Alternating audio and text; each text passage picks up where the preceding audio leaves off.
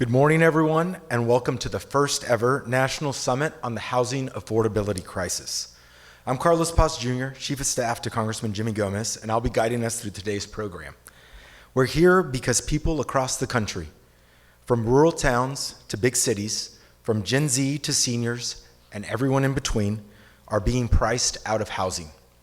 Rents keep climbing, mortgages are out of reach, and the basic promise that if you work hard, you can afford a home is slipping away. Today's summit brings together members of Congress, advocates, industry leaders, and housing experts to focus on real solutions at scale and what it will take from all of us to get there.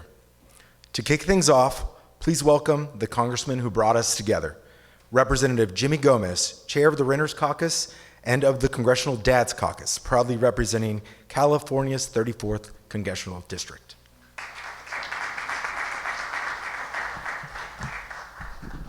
Good morning, everyone. So first, let me just thank my staff for everything they've done during the break to get this summit ready. I also want to just thank everyone that's here. I want you to take a moment to recognize who is in this room. We've been we brought people together from all different walks of life, not just in our professions, but also where we come from. Some might come from big cities with high rises, from small towns to suburban neighborhoods where I grew up. My parents originally came here from Mexico. Back in the 1950s, my dad was a bracero. He worked in the fields of the Coachella Valley, but he also worked a plot of land in rural Mexico. It was a one-room adobe house with a thatched roof. And they came here just like everybody else, searching for a better life, and they found it. Shortly after I was born, they saved enough money to buy a small single-family home in Riverside, California, a home where my siblings and I grew up. And it was only 3 bedrooms, 1 bath for 8 people, but it was ours. It was something that we could be proud of, and knew that it would be hard for anybody to take it away.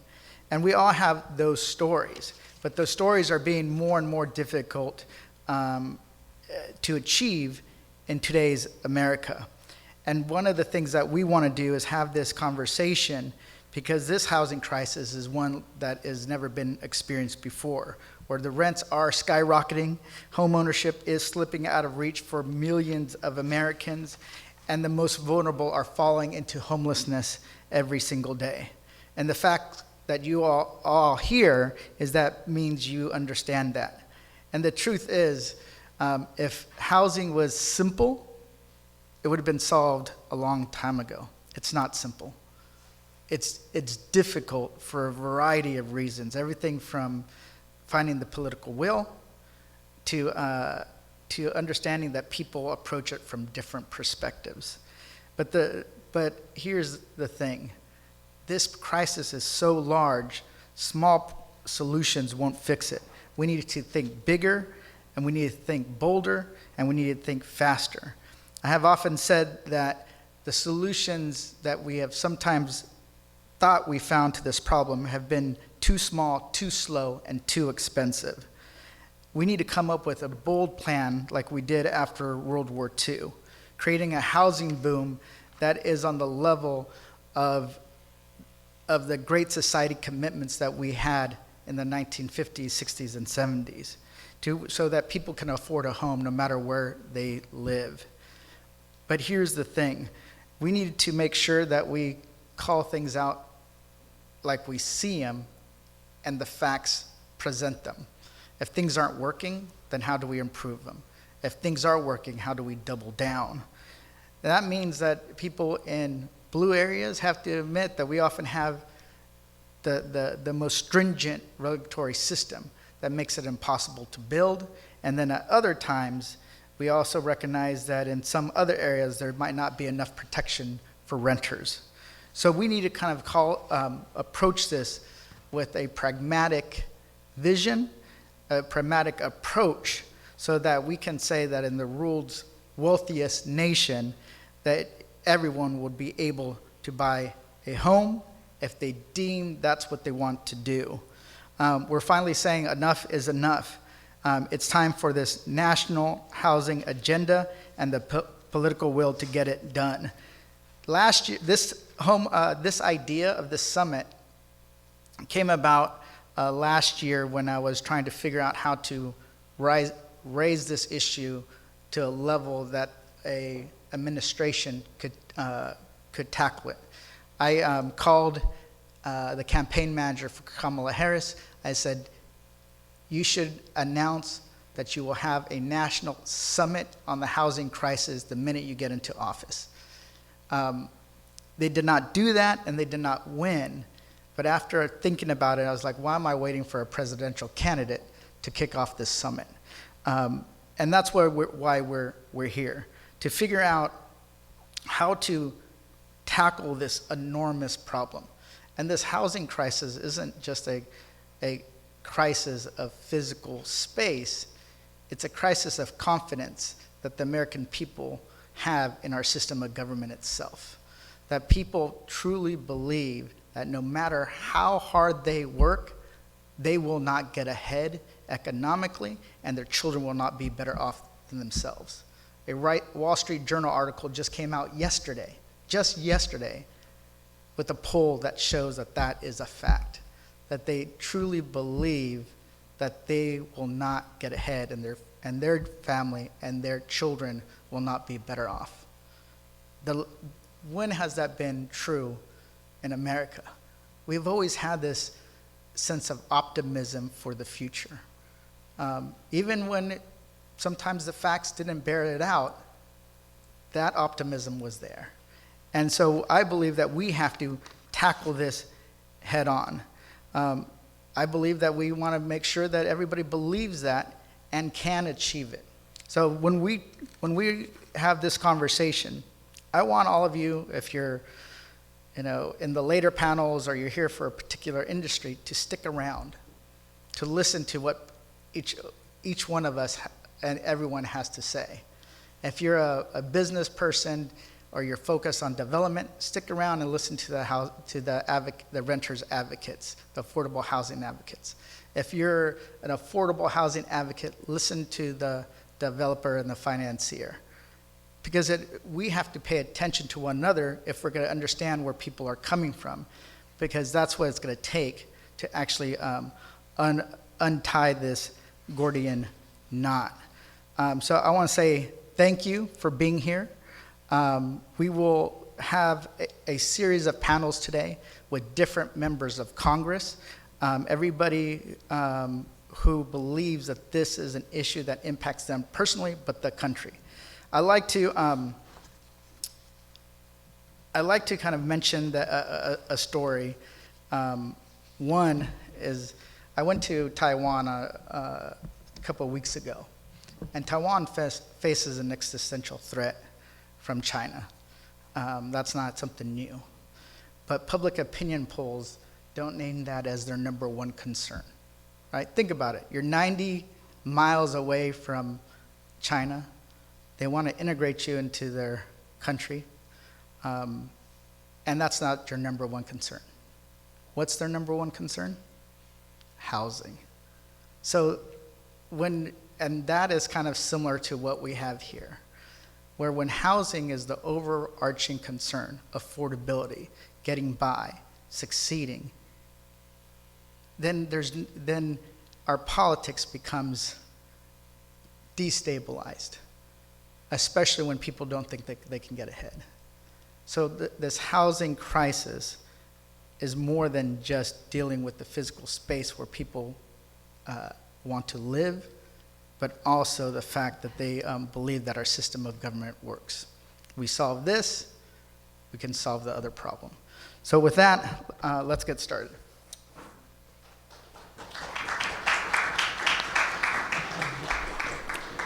Our first panel is titled Making the Housing Puzzle Work, Piecing Together a National Housing Agenda. This conversation is about how federal policies can line up to support people and families and actually fit together to build a national housing agenda that works. Moderating today's panel is Congressman Jimmy Gomez, chair of the Renters Caucus. Joining him are Will Fisher with the Center on Budget and Policy Priorities, Jeff DeBear with the Real Estate Roundtable, Emily Caddick with the Affordable Housing Tax Credit Coalition. We'll open it up for questions once the panelists finish. Thank you. Thank you so much. First, once again, thank you for coming. We have a whole day of discussions ahead of us, but I wanted to kick things off with the state of play in the housing at the federal level by listening to some of the experts in the field of housing. We want to take more of a deep dive, what has been done, what needs to be done, and how do we create real transformative housing policy here in Washington, D.C. Our panelists are the big picture policymakers who have been involved in a major piece of legislation on housing over the years. On the stage, as we mentioned, is Emily Caddick, Chief Executive Officer of the Affordable Housing Tax Credit Coalition, who's an expert on housing tax policy. We have Jeff DeBoer, the CEO and President of the Real Estate Roundtable, which has been the leading forum for leaders of the real estate community for the last 40 years. And I'm also pleased to welcome Will Fisher, Director of Housing Policy at the Center for Budget and Policy Priorities, who knows the ins and outs of renters policy. From the 2008 financial crisis to COVID, housing has faced many unique challenges, and an inadequate response at every single level of government has led to this housing shortage. At best, we're short 5 million units, but by other estimates, it could be much higher. Many of us here in Congress and across the country know there's a housing affordability crisis, and this is a huge problem for families in our economy. So what can we do? I've introduced numerous pieces of legislation, so have other members of Congress. But one of the things is there's something missing. Congress needs to build out a suite of legislation from housing, finance, and tax credits to homelessness assistance and renter protections. We know there are differing opinions and pain points, but action is overdue. I'd like to hear from each of you on a couple of questions. Introduce yourselves, and but also answer these questions. What has been the main roadblocks on why Congress hasn't taken action on housing over the last 5 years? And how do we break the log jam? That's kind of a big question, but do your best. And then how do you use federal policy to create the bridge from renting to home ownership while preventing our renters and homeowners from being crushed by rising housing costs? With that, I'll kick it over to Emily. Great. Well, thank you, Congressman, for convening us all today. I think it's amazing that this is the first Housing Affordability Summit, but I think it's likely to be the first of many. This is an issue that used to be recognized by people with districts like yours, and now we've got members of Congress from every type of district, every part of the country who are looking for solutions on affordable housing. Actually, the first time I met with you and your team, I was looking at the impact of the low-income housing tax credit, which is what we work on, to see how many affordable homes were created in your district. And I thought that the statistic must be wrong because it's 21,000 affordable homes created by the low-income housing tax credit in California's 34th district, which for scale is about 4 times as many affordable homes in the entire state of Idaho, more than the state of Rhode Island. So clearly tremendous need in your district and very fitting that you would be leading this. So backing up though, Emily Caddick, I'm the CEO of the Affordable Housing Tax Credit Coalition. We represent all parts of the affordable housing community that develop and finance the using low-income housing tax credit. And I think one thing that makes me feel lucky to be advocating for this program is it is one of the few bright spots of affordable housing policy, but even policy generally in Congress right now. We have the most popular bipartisan piece of legislation in the tax space, which Congressman Gomez has always been a supporter of. But unfortunately, even having the most popular piece of tax legislation does not mean that you get anything done every year or even any year. We did just get some pieces of the legislation passed of the Affordable Housing Credit Improvement Act, but it had been 5 years since we'd gotten any piece of it done, despite literally hundreds of co-sponsors and more than half of the last Congress signed on.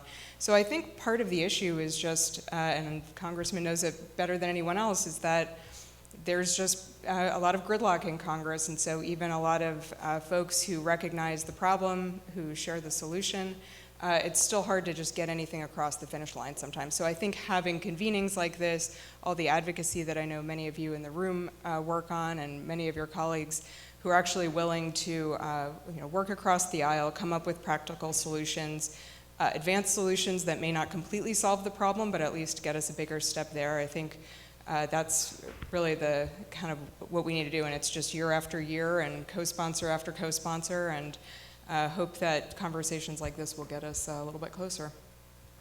Thank you. Congressman, first of all, Jeff DeBoer, I'm the CEO of the Real Estate Roundtable. Thank you for doing this, sir. I think the basic answer to your question, why hasn't Congress done anything? There are so many competing interests here, and I think we should step back and what is the problem? If there's an affordability problem, it's probably a supply problem. So it's also a cost problem. It's also a worker problem. And so all of those things taken together add up to lower supply. I think the data would show that following the great financial crisis, a dramatic drop-off in construction, both single-family and multifamily, has occurred. So how do we correct that, and how does Congress correct that? And this is the beginning of it, I think, sir, getting people from all parts of Congress to talk about this. As I said, it's a supply problem. How do you get more supply? You need more capital into that. The low-income housing tax credit was one way to do it. There may be other ways. You have a bill to encourage the conversion of obsolete buildings into housing. That would increase supply. But keep in mind, we need people to build. And there's a shortage of labor workers now. Maybe the Judiciary Committee needs to be involved. There are programs to bring in highly skilled workers. There are programs to bring in seasonal workers. Maybe we need a program to bring in construction workers to help construct programs. Maybe the EB-5 program has a role here. I don't know, but perhaps. And so I think there's a variety of things here that need to be addressed. Sometimes banks and lenders have not been encouraged to lend on development projects. We need to address that and see what the root problems there are. But there's a variety of problems, and I think the main thing is to get all the stakeholders in the room. You know, historically, there was a environmental crisis in the 70s. All committees in Congress got together on it. There was an infrastructure crisis. I'm not saying all problems have been solved, but infrastructure was dealt with in a greater sharing of views way. And housing is another one. Certainly, we agree that housing is, you know, one of the most important facets of American life. It's the most important facet of all lives, and shelter. And I think the other thing is just recognizing that while over time we all wanted to own homes, I think that there has to be a recognition that as, you know, we move forward and amenities and people are changing in what they want. Not everyone wants to be a homeowner. People want to be renters now. And so we have to accommodate all of those facets. And then the final thing on capital, I would say, is a recognition that because of the long, prolonged period of artificially low interest rates, that people were able to get mortgages at sub 3% loans. Now, as rates have risen, and maybe there will be a cut later this month, but it's not going to go back to those levels, those existing homeowners who might have moved on in the process are sort of locked into their existing homes. And so they're locked in, not freeing up those homes, and it goes up and down the chain. So I guess I would say it's a holistic problem, not just a low-income problem, which we all know about, but it's a holistic problem up and down the scale. But thank you for doing this, and look forward to working with you further on it. Thank you. Thanks, Jeff. Now, Will Fisher. Thanks. So Will Fisher, Director of Housing Policy at the Center on Budget and Policy Priorities. And Congressman, thanks so much for pulling this Senate together. The summit together. It's so important to be lifting up this issue.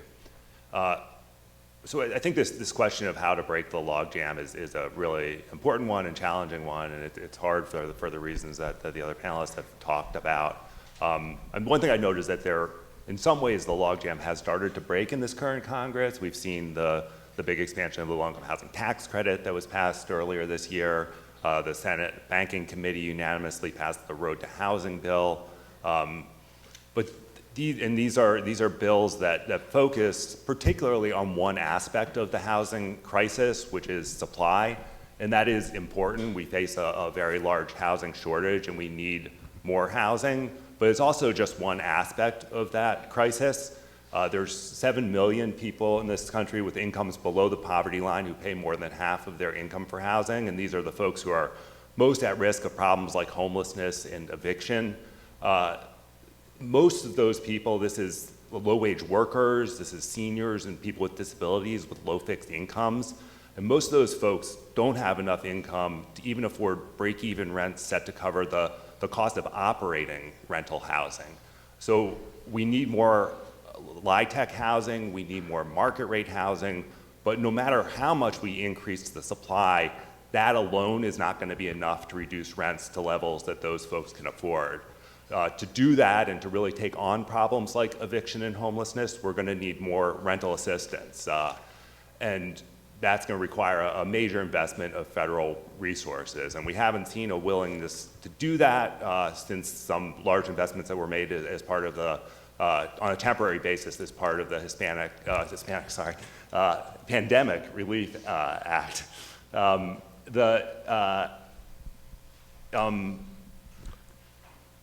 And what we're seeing right now in the current Congress is threats to actually cut rental assistance sharply. So this would move in the opposite direction. So we need to do more to increase supply, but we also need to recognize that this is a holistic problem that needs holistic solutions. Thanks, Will. First, I kind of want to touch upon something that I guess Will and Jeff and Emily kind of mentioned. One, coming here, I've been in Congress now for 8 years. I was in the fights of during Build Back Better.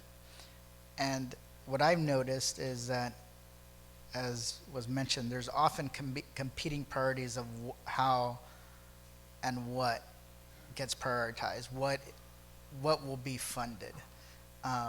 And it's a big pot. So when I was involved with Build Back Better, there was childcare, there was housing, there was just different components, and every part was a knockdown, drag-out fight. And one of the things I noticed is that afterwards, we passed it. There was a component of the low-income housing tax credit in that bill, and it was, I think it was going to create 800,000 units over 10 years, so 80,000 units a year. And at first I was like, yes. And then I realized, well, that's too small, right? And then when it finally got to the Senate, a lot of that stuff fell out. So part of it is raising housing, these programs, to a level where they don't end up on the cutting room floor. And that is a big, big part of it. So when on the next, I'm going to ask some different questions, some prepared questions, but I want to think about how do you do that, or is it the housing crisis now so expansive that it's having more and more members talk about it? Will that be enough, or would it take something else? Emily, can you give us a little talk about the low-income housing tax credit? How many units do you see this new improvement creating? And then basically, how were you able to create this durable bipartisan coalition of members, but also stakeholders? Yeah, thank you for the question, and also for bringing up Build Back Better, where I know there was a huge proposed housing investment on the table that many of us have been trying to figure out, how can we still pick up some pieces from that and get them across the finish line. So we were successful this year with getting some major pieces across the finish line on the low-income housing tax credit. There were 2 pieces included in the bill that passed a couple months ago that would finance 1.2 million affordable homes over the next 10 years, which is the biggest investment in affordable housing in many years, maybe ever.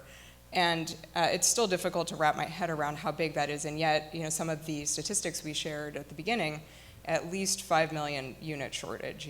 We've seen estimates of 12 million unit shortage. So it's a huge step, but that doesn't mean we can say, okay, we're done here with housing and now we can move on to the next issue of the day. It's just, we finally, broke through the logjam once, and I think part of that was because we had a piece of legislation, the Affordable Housing Credit Improvement Act, that has been around for 10 years, and each Congress, we've built more and more co-sponsors, we've expanded the tent. What started as kind of a core of some of the diehard housing folks on Ways and Means expanded to members of leadership in both parties, ended up having the full delegation House delegation from Tennessee signed on, places that, from Kansas, places that weren't necessarily the Californians and New Yorkers who originally brought the problem to us and said, we've got to do this. So I think part of what has made the effort so successful on the low-income housing tax credit, sadly, is that the policy crisis has spread to states where it wasn't before. Now we've got members representing rural Kansas and rural South Dakota who see the need to make major investments in housing, whereas it wasn't as relevant to them before. Politically, though, that does build support, where we've got Chairman Crapo on the Finance Committee has been talking about housing quite a bit in leading up to the bill and after. So I think part of it is, the crisis is past the point where anyone can kick the can anymore. And so after many years and many attempts to get pieces of it across the finish line, this ended up being the opportunity where the logjam did break. And I hope that now there's more, because I think there is a recognition, A, of the problem, but B, we have this program that's been around for almost 40 years. You don't have to stand up a new program at Treasury and spend 3 years writing regs to figure out how to get these credits out the door. Every state agency, and the California agency in particular, is sitting on 3 times as many low-income housing tax credit applications every year as it can award, and obviously the need is there. So just being able to say, yeah, you can get that pipeline moving is one of the beauty of expanding and strengthening the low-income housing tax credit. So it's also been, I think, Jeff talked about supply. I think we have a real product to show with the low-income housing tax credit too. There's a lot of misperceptions about what affordable housing is, and people recognize they don't want homelessness in their communities, but the thought of housing people who are coming off the streets or even low income is not something a lot of people want, in their backyard, so to speak. So I think showing that when you build affordable housing, it really adds to a neighborhood, it adds to a community. These are the types of properties that you do want, and it's also good for the people who live in it. I think has been a really important part of our success in addressing the misperceptions of affordable housing. It's interesting you mentioned that, because my district is unique, and I'm trying to figure is that it has so many of the different types of neighborhoods. So we have single-family homes, we have high-rises, we have a large homelessness population. We also have first-time home buyers, immigrants. So I'm always thinking about all the different components of, and that for me, it's a political necessity, but also recognizing that each one of them faces their challenges. But other members have more, I would say, homogeneous types of communities, more just suburbs, single-family homes, just dense urban area, just rural farmland. So or more rural communities instead of suburban. So it makes me think about how this has spread enough across the country that people are starting to recognize this. It's a problem across the board. Jeff, you talked about supply. How do you make sure that it's more supply is built in the right places and it's for the right market segments? Wow. Well, first of all, you've done a great job on the low-income housing tax credit. It should be a model for all legislation of bipartisanship to get things done. It's great. And Will talked about, and I did mention supply, but even with added supply, there are going to be part of our society that can't afford that. And the rental assistance program that we have, the old Section 8, as it used to be called, program, it's capped. Maybe the volume should be increased there and expanded and made more available. The other thing on that program, on the rental assistance program, is just the way that it functions and the regulatory burdens and the timing of getting the rental assistance back into the owner's hands so that they can continue to provide the housing. And maybe it's a bad example, I don't know, but an analogy with food stamps, where grocers get reimbursed quickly on food stamps. Renter assistance, there's a time lag. And maybe that could be smoothed out, that would help this affordability problem. How do you build in areas that are acutely, have an acute problem? Well, those areas probably have more heavy zoning, more heavy permitting hurdles, more difficult or voices from the so-called NIMBYism crowd. And I don't know how you smooth all of those out, except to say that I think that if you allow capital to flow more freely and have it get returns more quickly as opposed to a long lag in their development time or holding period, I think that capital will flow where there is a need. Right now, there's probably not a need for additional housing in, say, Austin, Texas, or Dallas, and there is a need in LA or New York. So that money would flow there, that capital would flow there if that permitting and if that those zoning and if some of the other rules that we see were eased up. Because capital wants to invest, builders want to build, developers want to develop, but they're not getting the returns, they don't have the workers, the costs are too high. It's really not all that difficult to understand. It's difficult to untie that problem, but it's not difficult to spot what the problem is. I don't think you can direct, oh, we've got to build more housing in these parts of the country and ignore the other parts of the country. I think the market will determine where the market can best allocate its resources, frankly, sir. Will, can you talk about how many people Jeff mentioned vouchers. Can you talk about how many people qualify for housing voucher assistance compared to how many people actually receive vouchers, and how long people are waiting to get a voucher? Sure. So it's about 23 million households in this country that are eligible for and in need of rental assistance like a voucher. And only about 5 million of those households receive a voucher or some other similar assistance like public housing or project-based rental assistance. So it's less than 1 in 4 folks in need get rental assistance. And this is a source of many of the housing problems that we see in this country. Folks, there are long waiting lists for assistance. So on average, a person who gets a voucher has been on the waiting list for 2.5 years. And that really understates the problem. In many places, the lists are much longer than that. And that's only people who get assistance, and there are lots who aren't even able to get on waiting lists or never reach the top. But even 2.5 years is a long time to wait when you think that these are folks who in many cases are living in substandard or overcrowded housing or sometimes don't have homes at all. It's interesting because one of the things that I always dealt with when I got here was people coming in always asking about the, asking for more vouchers. What percentage of our overall federal spending is on the housing voucher program? So the housing voucher program alone in the last completed year, so that's 2024, was less than 0.5% of federal spending. When you add in the other rental assistance programs, it gets higher, but it's still under 1%. So it's a very small percent, especially when you consider that how important housing is to families' budgets and to their well-being. And how much would it take to fully fund the federal voucher program for the 23 million eligible families? So it's tricky to estimate because with any program like this, you don't know how many people are going to take it up, but it's in the range of $80 to $90 billion in addition to what we're spending there. That it would cost to do that, which would still bring us to less than 2% of the federal budget, so way less than what we spend on many other things. It's interesting because I know the voucher program is a big part of the potential solution, but oftentimes it's not well supported across the political spectrum. How would you make the arguments to somebody who's more conservative that this is part of the puzzle to actually deal with this crisis?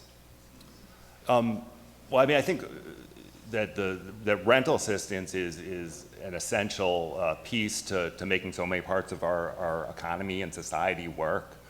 So it's crucial to families and to holding families together and helping families with kids for folks who are concerned about that issue.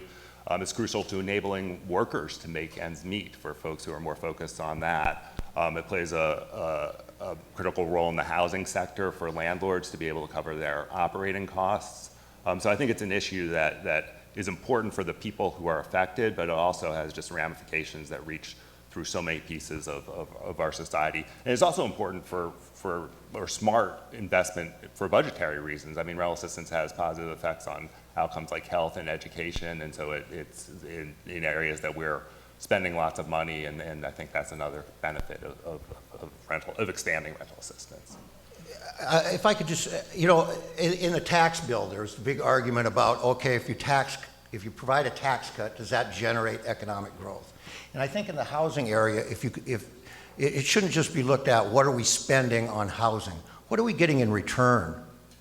In terms of additional employment, in terms of additional tax revenues, in terms of all kinds of things that come back to the economy that I think, in response to your question about how would you argue this to a more conservative member, it's not simply, spending money. You're getting a return here that's not just a society return, but a return economically that sometimes isn't talked about.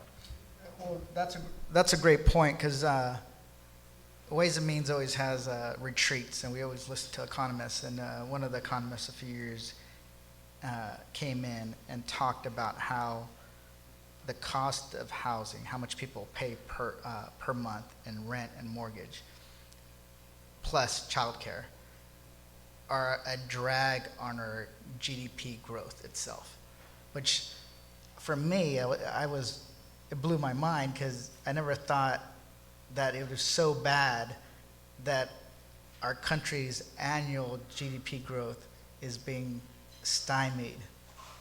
And it makes sense when you think about it, when you take into account average families place 30% of their income towards housing and then 26% of their income towards childcare, that there's not enough money left over to invest and to spur the economy.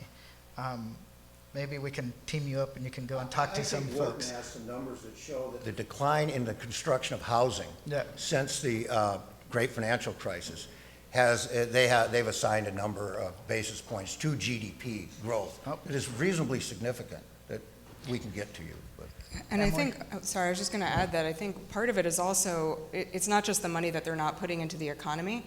It's also one reason we've gotten a lot of supporters for affordable housing from places we hadn't before, is they're getting factories and plants moving in, and there's literally nowhere for people to live. So I think it's both, money that's not being spent, but also if there's no housing near jobs, you can get the plant you've been, advocating for in your district, but if no one can work at it, or they're driving in, 3 hours away, it's going to slow economic growth in that way as well. There is, so we have the low-income housing tax credit. We have different ideas. We have vouchers. And I'm opening it up. Hopefully you guys don't shoot it down too bad. What do you all think about targeted federal investments through credits for first-time home buyers and building starter homes in my American Homeownership Opportunity Act? Can that help shift the market in the right direction to build more homes that are affordable, so that more people from different income levels can become homeowners? Don't you like a simple answer, yes? How about that? Yes, of course it can. But there's also the workforce that also needs help getting affordable and available housing. And so I don't want that to be lost on this conversation. I think it's up and down the spectrum. And I mentioned, by the way, the people who are tied into their homes with low interest mortgages. Now, this will really be controversial, but why not say it? Why couldn't you have a program where that existing homeowner might be able to take their low interest mortgage with them? And so if they're now an empty nester and they normally would move out of that home, opening up for people in a different part of the income spectrum to take that, but they're tied in now. But if they could take that low interest mortgage and apply it to a new home that more suits their needs, that would open it up. But right now they can't. And it's just one more barrier that locks up the housing marketplace. But obviously your low-income tax credit would be helpful to that market segment, no question.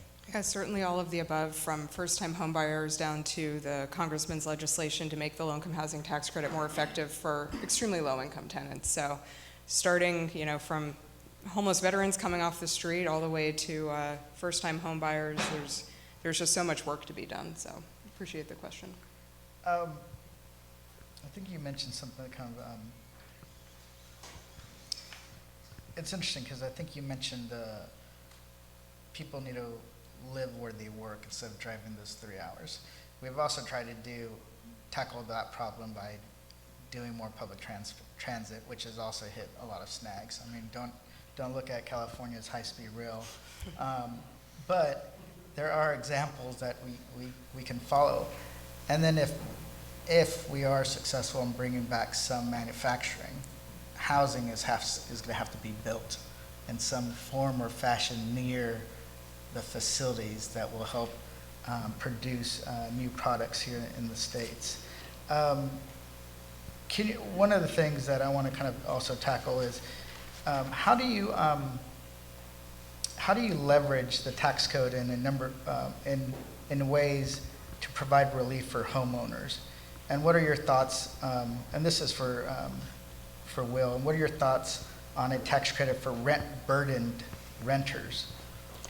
Well, I mean, it's the one thing I'd say is just that we already have quite a bit of tax side costs that go towards helping homeowners. I think the issue with those is that they tend to be skewed much towards the higher end of the income spectrum rather than to folks with lower incomes who really need the help to afford home ownership. On the renter side, so you have our sponsor of the Rent Relief Act, which proposes a renter's credit, and I think this is something that takes on the single biggest housing challenge of just trying to make sure that people have the means to afford housing.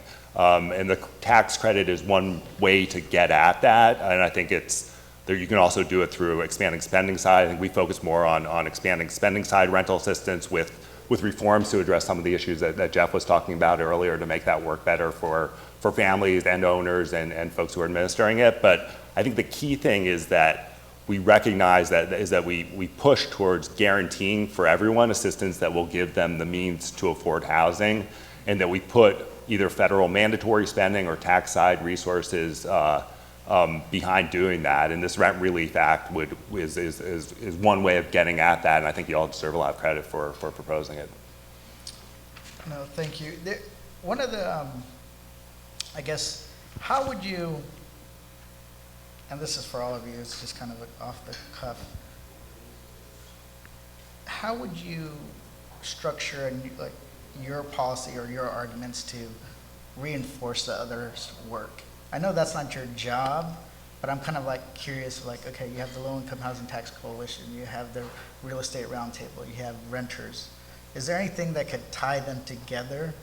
I'm just spitballing here. I'm not Yeah, well, I mean, I think that it's all part of getting at the same problem of housing affordability, and it really is essential to tie the issues that we've been talking about together, that you can't solve the problem just with supply, you can't solve the problem just with rental assistance, or a number of other aspects of this don't just work on their own. Addressing home ownership on its own isn't going to do it. We need a comprehensive policy that does get at all of these things. And I would just add, I think part of the issue is even when you look at congressional committees, the program that creates the most affordable housing supply is run out of Ways and Means, whereas a lot of people would think of, the Housing Subcommittee on Financial Services and the Banking Committee, or the Appropriations Committee. They all have these different pieces, and then you think about the federal government, everyone would assume, well, HUD is the housing agency, but Treasury administers the biggest affordable housing program, and then there's all these other agencies, FHFA and the banking regulators that all impact the system. So I think part of it is even just deciding we're going to have a national housing agenda and bring all the agencies together, bring these committees together to address the different pieces. Because even though I advocate for the low-income housing tax credit, I think we know that if we need 12 million units, they're not all going to be for renters at or below 60% of area median income or below, it's the first-time home buyers, it's the formerly homeless. It's not just one program that's going to fill the gap, and so it's all of our groups working together. It's you and your colleagues working together, and also bringing in the different agencies that oversee different pieces that also have an impact on things like zoning, which isn't a resource issue, but is a huge barrier to affordable housing in the country too. Talk about spitballing. Here's one. I mean, every bill that is done up here, or regulation, there ought to be some Uber group that it goes through that determines whether it will encourage or discourage the supply of housing, that it will encourage or discouraging capital going into housing. And I don't know what that Uber group is or how you form it, but it just seems that there should be some oversight that puts it all together. It's what the banking committee is doing. Are they helping housing or not helping housing? And somebody ought to be able to make that determination. Same on the tax bill, same on, as I mentioned, judiciary in terms of workers. And I would suggest that. I don't know how you do it. An interagency task force with the administration, I think, would make sense, and they do it on some issues. We saw it in the wetlands debate back 25, 30 years ago, where you had to go to various agencies in order to develop wetlands. And by the time you got around through all the agencies, the first agency had changed their rules, and so you had to do it again. And the government created an interagency task force on wetlands development, which set a firm definition and a firm rule there, and maybe there could be some model to be thought about there for housing. No, thank you, and I appreciate that, because one of the things we're going to have to do is figure that path forward. Congress is structured in a way that is meant to keep things from happening quickly, and we have to get beyond that. So I know it's time for question and answers. We want to let the audience ask some question of the panelists. So just check. We'll go here, and then we'll go here first. Okay, go for it. Very polite audience Just got to keep it members. moving. Hi, everybody. My name is Steve Boyle. I'm the executive director of YIMBY Democrats for America. So naturally, very excited that you are doing this. It's very cool to hear you talk about, housing, affordability, supply overall, and also affordability when it comes to folks in low-income situations who need more direct help. But I did think it was interesting, and I say this out of love, not as a critique, that we talked about affordability when it came to low-income folks as not a question of supply. And I think about everyone who's in the endless lines and queues and lotteries for public housing, and it makes me think, we mocked Soviet bread lines. I don't think we're off the hook because our queues are virtual. I wonder, we talk a lot about, helping the market build more housing, and Congressman Laura Friedman just submitted the Cut Red Tape for Housing Act to make it easier and faster for public housing to be built. I'm curious, to what degree does Congress have a shovel to start helping this problem and leading to this American housing boom as well as the private sector? I can say something jump about on that. I think that is part of the a way forward here is to build more public or socially owned housing. I think you could do that, and also permanently affordable housing. I think there are ways that some folks have looked at using LIHTC through state qualified allocation plans in ways that encourage things like that, like permanent affordability or a public role or resident participation. So I think that's important, and you could also look at providing other kinds of direct funding that would do that. And I think there's that kind of public or social housing could meet a lot of needs and be more responsive to the needs of residents and better insulate them from rent increases. That all said, it's also not the whole answer. I think you could have social housing and the issue or public housing and the issue that I talked about before of so many people just not even be able to afford the cost of operating that housing would still be there. So you would still need rental assistance like we have with the current public housing program, but it's done through these operating subsidies that are underfunded. But you would still need rental assistance to make it affordable to folks with the lowest income. So I think this is another thing that's potentially a piece of the answer, but it's not the whole answer. I don't think government-owned housing has much of a role here. I think that We tried that in the 40s, 50s, and 60s, and it became an isolationist policy. Low-income people were kind of treated as non-citizens and walled off, and I think that the basic approach of mixed use, mixed incomes in the rental housing area is a much more sustainable way to go forward, frankly, and to encourage that kind of thing rather than government-owned or socially owned programs that are all for low-income people. I just don't find that appealing. Yeah, myself. I also think it's one thing to build government-owned housing, and it's another to keep it funded over the decades that you would like people living there. So, I think what we've seen is the public housing capital needs backlog has just grown exponentially. I know you're going to hear from the Council of Large Public Housing Authorities later today, and they've been working on, what would it really take to save even the public housing we have, much less any future public housing that, we could contemplate building.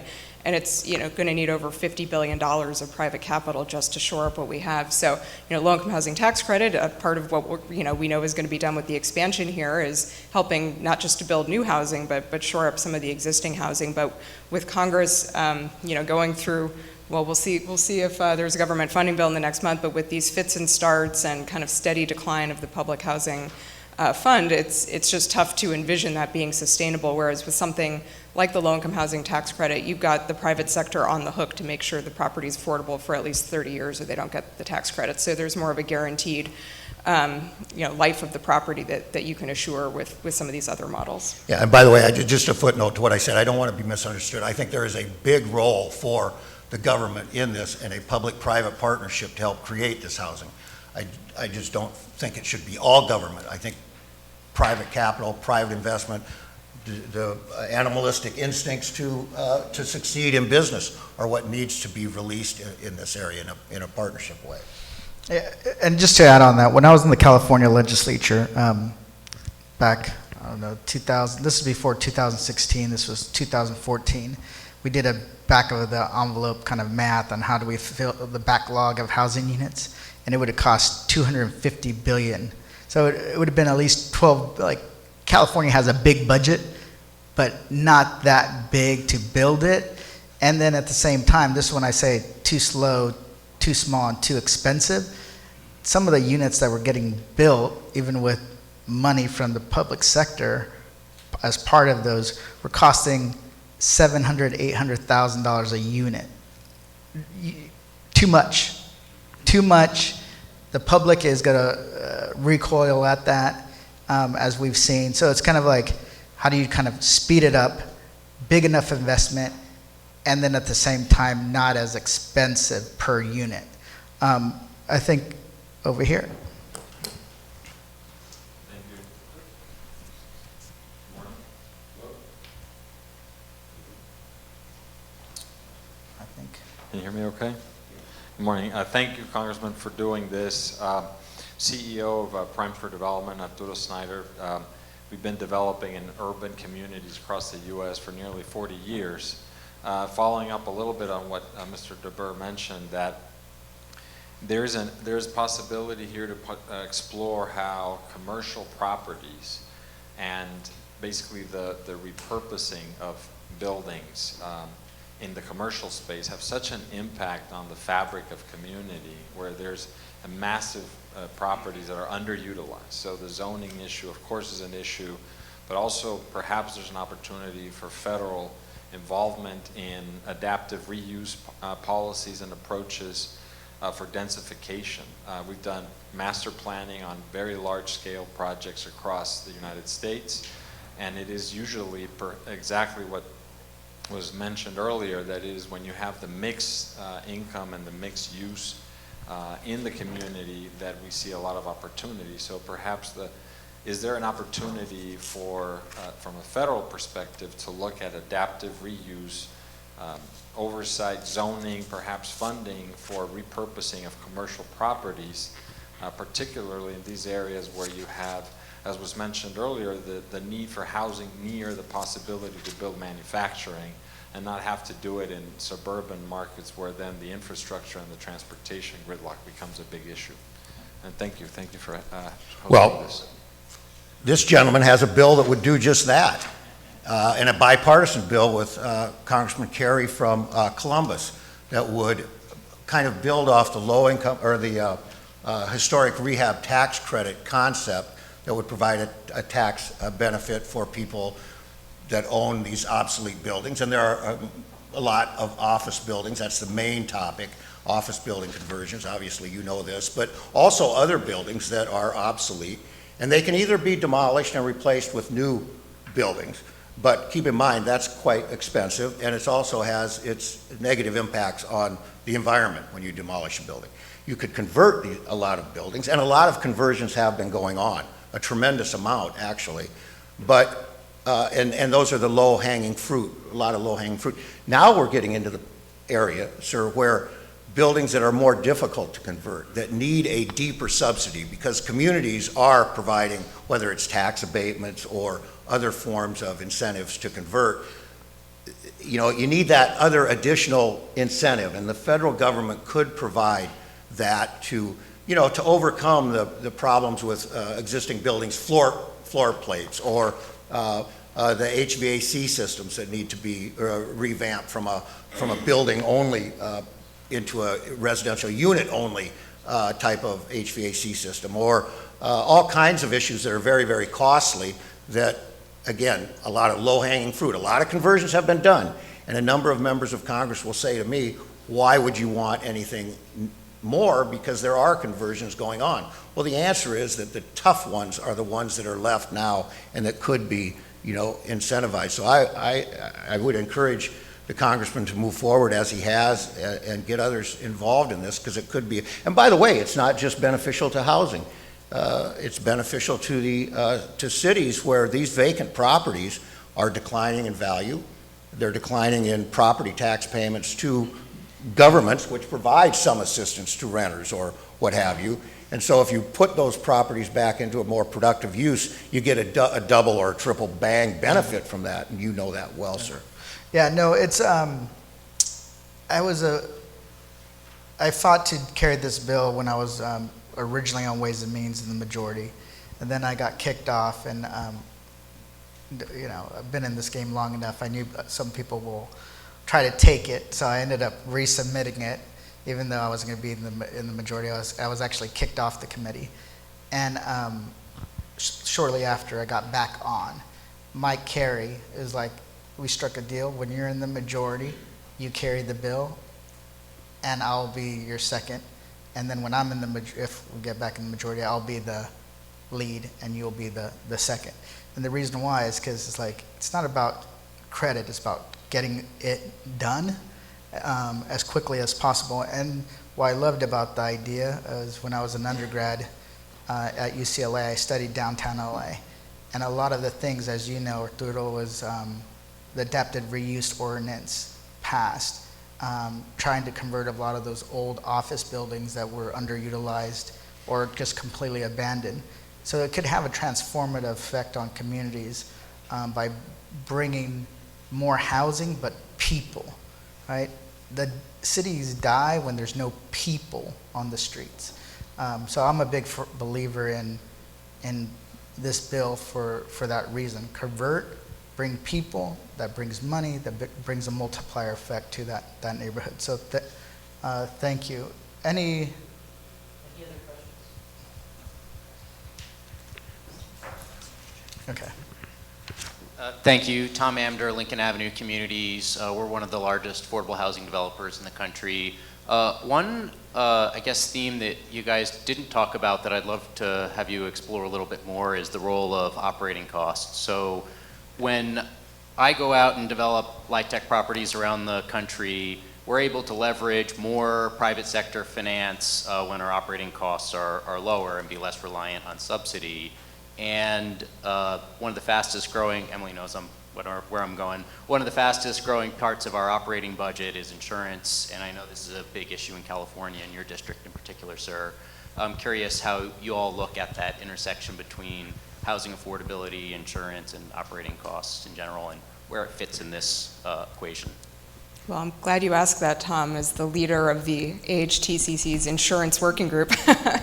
Yeah, it's a huge issue, and whether it's insurance or other costs that rise, of which there have been many in the last few years, the thing about affordable housing is it's designed that you can't pass the costs on to the tenants, whereas with market rate developments, you can see those rental increases year after year and pass it on to the residents.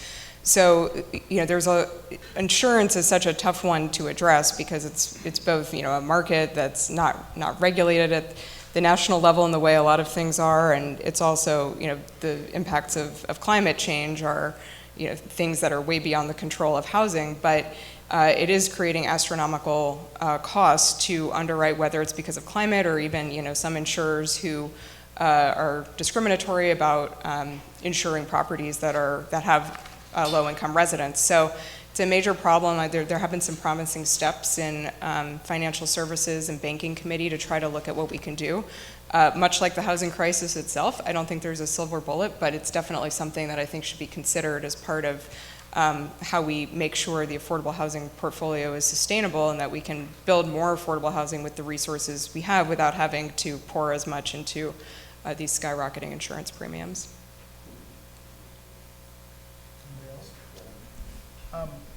So before we wrap up, one last question. If Congress were to invest into housing and across programs, what type of investment, what's the back of the envelope number you would give me if I was, I don't want to say king because we can't say that nowadays, but if I had the power just to do it, how much would you say this is what we need? Well, I'm not going to answer that question directly, but we do have a recent kind of a number that gives us scale, which is the investment in the low-income housing tax credit that just passed. The changes in the bill cost about $16 billion and are estimated to finance 1.22 million more affordable homes. So I don't think it's linear, and how you spread that out among all the different programs it would take to tackle the crisis, but talking about the vouchers and what a small part of the federal budget it is, if even for $16 billion you can get over 1 million units, and let's say we wanted to create 5, I mean, the amount you're talking about it's not insignificant, but in the scheme of the federal budget is certainly doable if Congress decided it, had the bipartisan will to tackle it. That is a political answer if I heard one, but it's good. Jeff? I don't have any idea, but I think your bill is not all that pricey in terms of conversions. I mean, I think it was scored in a relatively low number. I mean, and I think what Emily has said is right. The rental assistance is a small part of the budget. So whatever it is, it probably is a lot of money, but on a relative basis to everything else that the government spends on, probably not that high, given how important this is. I do think the question or comment on operating costs is very, very important to understand that yes, insurance costs have gone up, but so have general operating costs, electricity, maintenance, security. Everything that goes into owning and operating a building goes up and continues to go up. And so I think, that needs to be recognized in this debate, that sometimes rents go up, but they're going up because other costs are going up and the cost of operating buildings are going up. And sometimes we get distracted on other debates about how to control costs or control expenses, which get us off the topic, I think. So I don't know how much it costs, but there are a lot of smart people around here that can figure that out. And if this is in fact a crisis and it is in fact an essential part of life, providing shelter for people, we ought to be able to do it. Great. Yeah, and I would say it's certainly to really solve the problem, hundreds of billions of dollars over a 10-year period. There's a lot the federal government can do to address this problem without actually spending money at all. Things like addressing regulatory barriers to building more housing. Also, I think on the regulatory side, strengthening some kinds of tenant protections against things like arbitrary fees or evictions without cause. But that for a big core of the problem, for expanding rental assistance, for other things that are targeted on helping lower income folks afford housing, like addressing the public housing capital backlog that Emily mentioned, building more permanent supportive housing. Like these are needs that aren't going to happen without a federal investment. But this for all the reasons we've talked about, it's well worth the money. This would be a smart investment for us to make. Well, thank you. With that, gentlemen, Will Fisher, Jeff DeBoer, Emily Cott, let's give them a round of applause.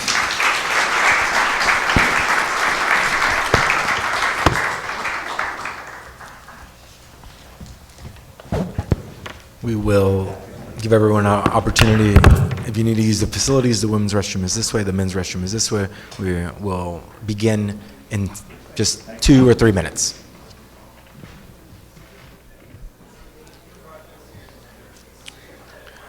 Okay. Hello, everyone. Again, my name is Carlos Paz. I'll be your MC today.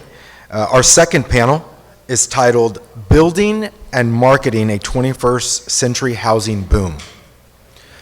This discussion looks at how smart investment and policy can spark the kind of housing boom that meets today's needs: affordable, modern, and accessible. Moderating is Congressman Lou Correa, who represents California's 46th District and chairs the Real Estate Caucus, and is also a proud member of the Congressional Dads Caucus. Joining him on stage is Lake Colson with the National Association of Home Builders, Eric Foreman with the AFL-CIO Housing Trust, Joe Harris with the National Association of Realtors, John Jones with NARIT, and Bill Kilmer with the Mortgage Bankers Association. I'll turn it over at the end, we'll have Q&A, and I'll turn it over to Congressman Correa. Congressman Correa here. First, I want to thank all of you for being here, for your interest in this issue. And first of all, let me start and say that I feel like I'm addressing a high school class. Nobody's in the front row. Everybody's trying to hide in the back. But you know what? Okay, that's okay. First, let me apologize for being a little bit late. I was taking a vote in Homeland Security on CISA, a very important issue for our country. But I believe long-term this is an even bigger one, affordable housing. How many here can think back to the day you bought your first house? Okay. The best feeling in the world, because you knew you were going from not being middle class, not being there, to finally being part of the American dream. That was a good feeling. Recently in my district office, I asked the folks, the young people that work for me, how many here think you're going to buy a house? Not one person said, I can buy a house. Explains why they were spending $20 to $30 per day on their lunches. Explains why they were driving very nice cars. When at my age, a few years back, decades ago, I was saving every penny that I could for the down payment. Today, I'm in Congress, co-chair of the Housing Caucus, the Real Estate Caucus, yet you are the experts, we are the experts in terms of the challenges that we have. Housing crisis, yesterday the president said I may consider declaring a national housing emergency. Gavin Newsom, California, looking at CEQA, looking at a major bond in California, brings in all the players to work on real estate, on housing. Seniors that can't afford to live in their homes. What's that old saying that we have up here? Never let a good crisis go to waste. This is the time. This challenge of housing is creating social unrest in our society. It's skewing where we are. It's skewing who we are. The American dream no longer there. We've got some legislation, the Real Estate Caucus, myself, and co-chair Alford, to bring all of the government agencies together to tell us what is wrong. But frankly, I'm a private sector guy, so I think these folks up here can tell us a little bit better as to what it is that we need to do. So I'm going to start out by talking to Mr. Foreman real quick. Same question to all of you. Perspective, AFL-CIO, Housing Trust, investing. What can we do to move forward? Well, thank you so much, Congressman, for the opportunity to be here and to speak about the AFL-CIO Housing Investment Trust. I think maybe first I'll just give some background on who we are. The AFL-CIO Housing Investment Trust is a $7.2 billion mutual fund that invests union pension dollars in 100% union-built affordable housing construction. If you think that sounds like a good idea, you are in great company. The trust has its origins in a conversation in the 1960s between Reverend Dr. Martin Luther King Jr. and president of the AFL-CIO at the time. The AFL-CIO, by the way, is the peak body of labor unions in the United States. Offices are right across from the White House over there. And they discussed, Dr. King and President Meany discussed how could unions use their pension fund resources to promote housing opportunity in the United States and deal with the housing crisis of that time. Since its inception in its current form, HIT has invested over $11 billion in 620 completed projects, generating 130,000 units of housing, with a total economic impact of nearly $50 billion, all of which has generated $6.6 billion in tax revenues. So it's an impactful model. We have a lot going on right now. We have 39 projects under construction across the country, and we're looking to do a lot more. So grateful to be part of this conversation to talk about how labor can be a partner in addressing the housing crisis. Eric, good job. We got to leverage this stuff. It's not enough. Clearly, the housing crisis is a supply crisis, not building enough, not building it fast enough. So, Bill Kilmer, how do we leverage all of the above with your real estate investment trust guy? How we put all of this together? Well, I'll let John. Mortgage Banker Association. I'm sorry. I'm with the lenders. I'll let John speak to the real estate investment trust side of it. But I actually think convening this group, having all of us up here on this panel, is a great model and a template for dealing with current conditions, because you've got stakeholders, workers, those who sell and market the housing, those who build the housing, those who finance the housing.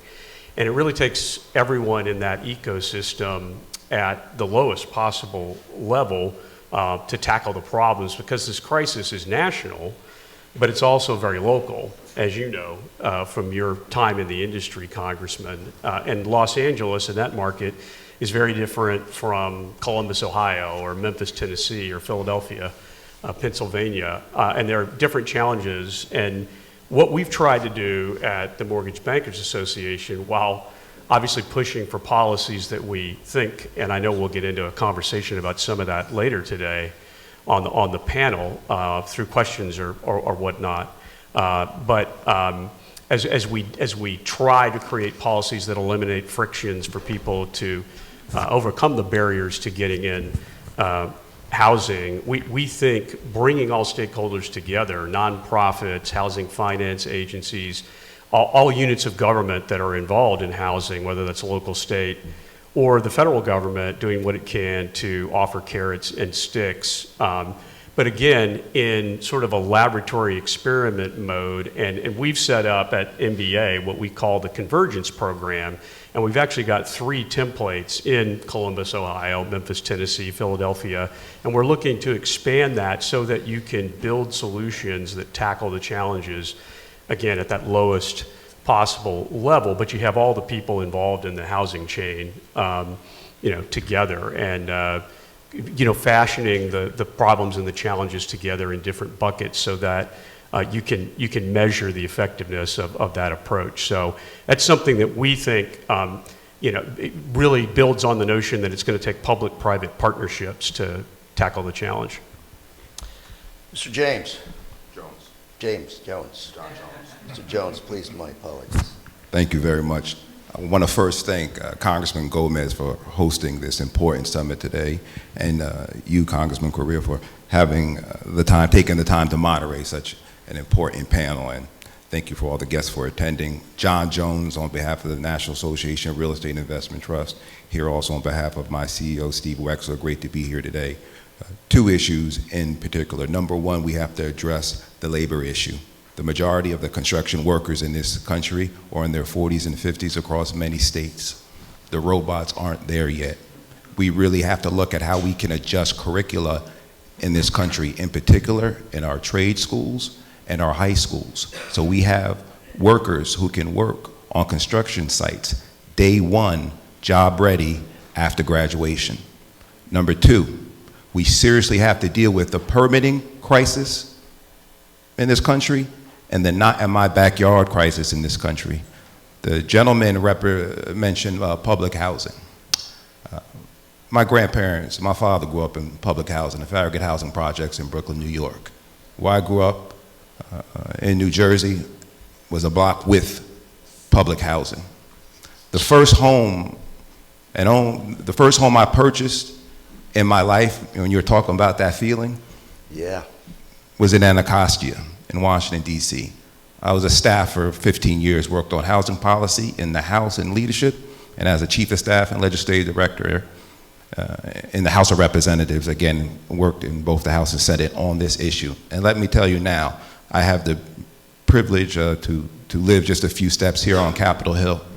And I have arguments with my neighbors who are nice and liberal-minded like myself, that have the Save the Whales posters and the Save the Climate and Save the Water and Save the Deers and everything else. But when it comes to new development, when it comes to new housing, when it comes to new projects, it's no on Amendment 8, no on this, no on that. And that has to stop, and we have to talk about that more. Additionally, as part of NAREIT, we have a portfolio that spans 14 different sectors. In particular, with housing, there's senior housing, student housing. We also focus on multifamily residential housing, but there's also workforce housing and affordable housing. And any way you put it, we have to ensure that those government programs that are in place, like LIHTC, and the agencies that support those programs are intact, because we need housing for our police officers, our nurses, our firemen and women. And so we have to utilize and really focus on those two areas. And then number three, we have to focus on the utilization of technology. What can we do in the realm of micro-housing, manufactured housing? What can we do to stand up housing as quickly as possible? But unless we deal with the permitting crisis in this country, the zoning crisis in this country, as well as this NIMBYism that is really infested too much of the people who are in decision-making spaces in the local areas. There's no federal Department of Real Estate, right? There's only so much the federal government can do. But on the state level, the local level, and the municipal level, we have to start having more conversations like this, like we're having now, to deal with those issues. Mr. Lake Colson. Well, thank you. Thanks for your leadership, by the way. And it's already been mentioned, but the Real Estate Caucus, we're a big supporter of that, and thank you for your leadership. I look at a couple of things at NAHB, and I'm thrilled to be with my fellow panelists here. We're 140,000 members. We do single family, multifamily, and renovate, and everything in the housing supply system is you're a member of NAHB. And we look at this as, we're a little clever. We put a 10-point plan together, but we call this the 5 L's after the initial L. So it's about the shortage of labor, the tariffs that deal with lumber, lending, the concerns that we have with adequate lending and interest rates, lots, the lack and the availability of lots and laws and regulation. For single family builders, 25% of the cost of developing a home is tied to regulatory compliance. And for multifamily builders that are maybe out here today, 41% of the cost of building a multifamily unit is tied to regulatory compliance. So, in short, the solutions as we see it, we would love to see a comprehensive immigration bill with the possibility of an H-2C type visa that would be dedicated. many of the same issues that John has just mentioned and others. I echo the labor problem in construction is a significant concern. Streamlining the permitting, as already been said, eliminating tariffs and reducing interest rates. So those are just a sampling of issues that we believe would help address the housing supply shortage. Joe Harris. Thank you, sir. Great to be with you. Is this thing on? There it is. Hello, everybody. Joe Harris with the National Association of Realtors. I want to echo my fellow panelists in thanking Congressman Gomez for putting this really important summit together. Anytime we have members of Congress talking about these issues, keeping them at the fore, I think we're doing ourselves a great service. Congressman Correa, thank you so much for your efforts on the real estate caucus. And in your district, you've been a very vocal and consistent drumbeater on the importance of coming up with a comprehensive plan. And it is going to take federal, state, and local efforts to get this thing done in a meaningful way. You know, we're here, I think, in large part because of 4.7 million units short in terms of housing in this country.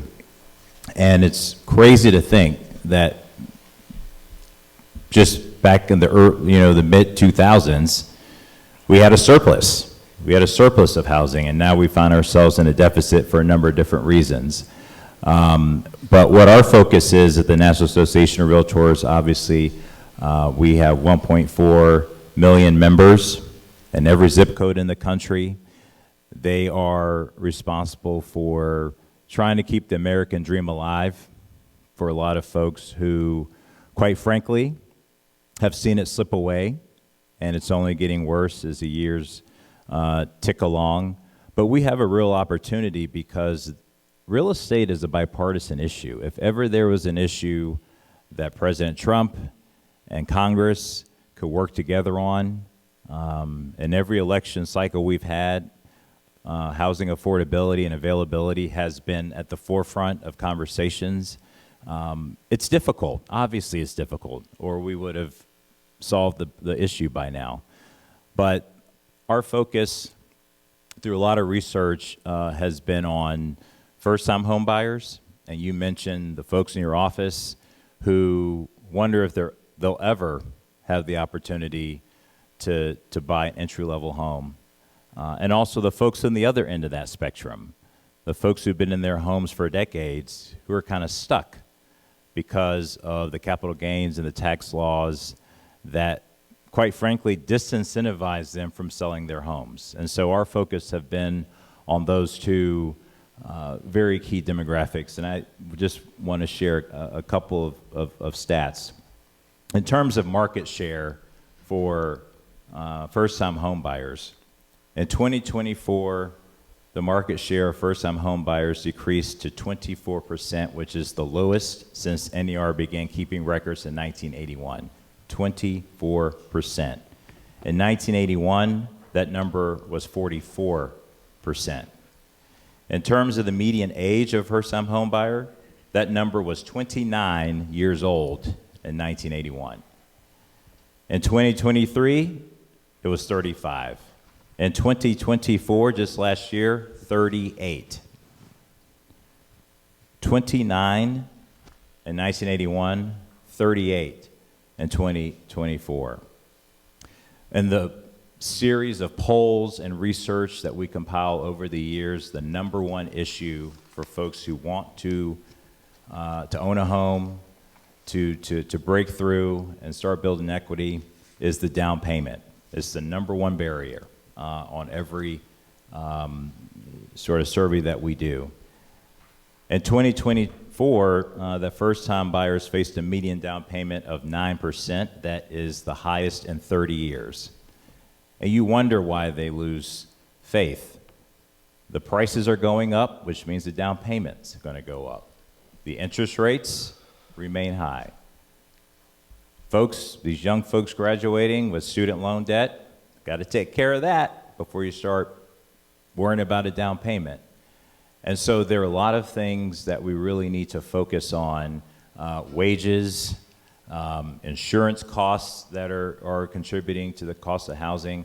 But really, what we spend a lot of time thinking about and talking to our members about in terms of being that conduit between sort of Congress and the real world is not having the folks who want to get in lose faith, educating them on how they can stay in the game, and making sure that they have the resources to take advantage of that opportunity should it come along.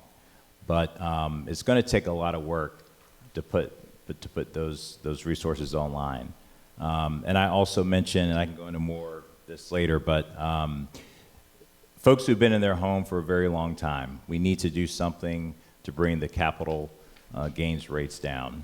And those capital gains caps have been in place since 1997. In 1997, the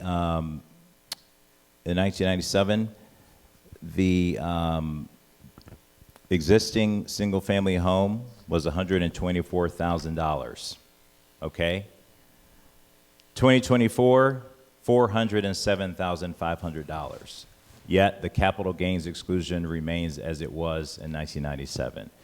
So there's a tremendous amount of pent-up inventory sitting on the sidelines that needs to be unleashed.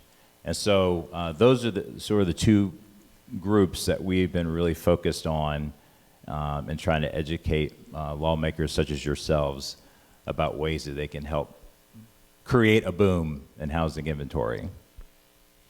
Well, gentlemen, thank you for your comments. Right on. The real estate caucus is growing by leaps and bounds, D's and R's. The challenge that we have is bubbling up to the top. You begin to pull this issue and you'll find out it's probably going to top everything else around us. So the question for me to you is, how do we move from this, yeah, that's a problem, to action? How do we keep legislators across the street? How do we keep their feet to the fire? This is not a labor, private sector, government, it's all the above issue. But how do we make sure that we score on this stuff? Quickly, Mr. Foreman.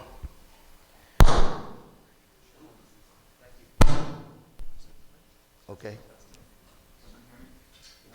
Not anymore. What did I do? Testing again. We kind of need you to really colleagues. help us get these folks involved to make sure that political pressure is there.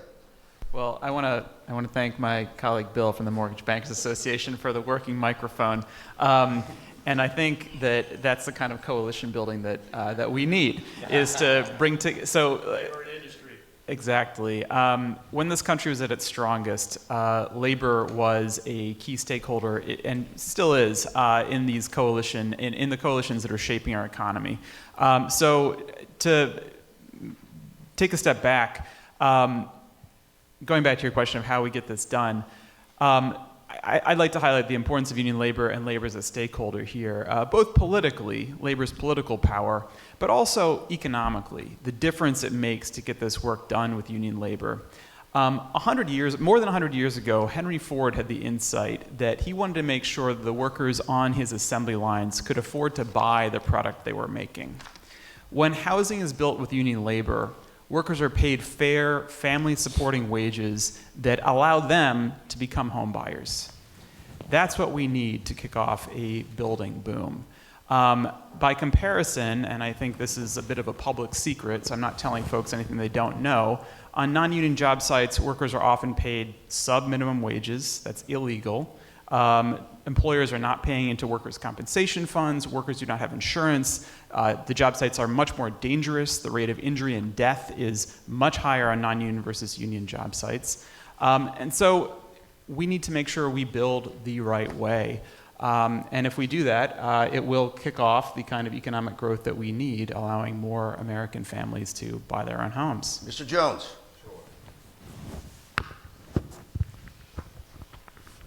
It's important to have solutions that just aren't in our particular environments, but we have to actually look across the world. Because right now, the housing challenges aren't unique to America.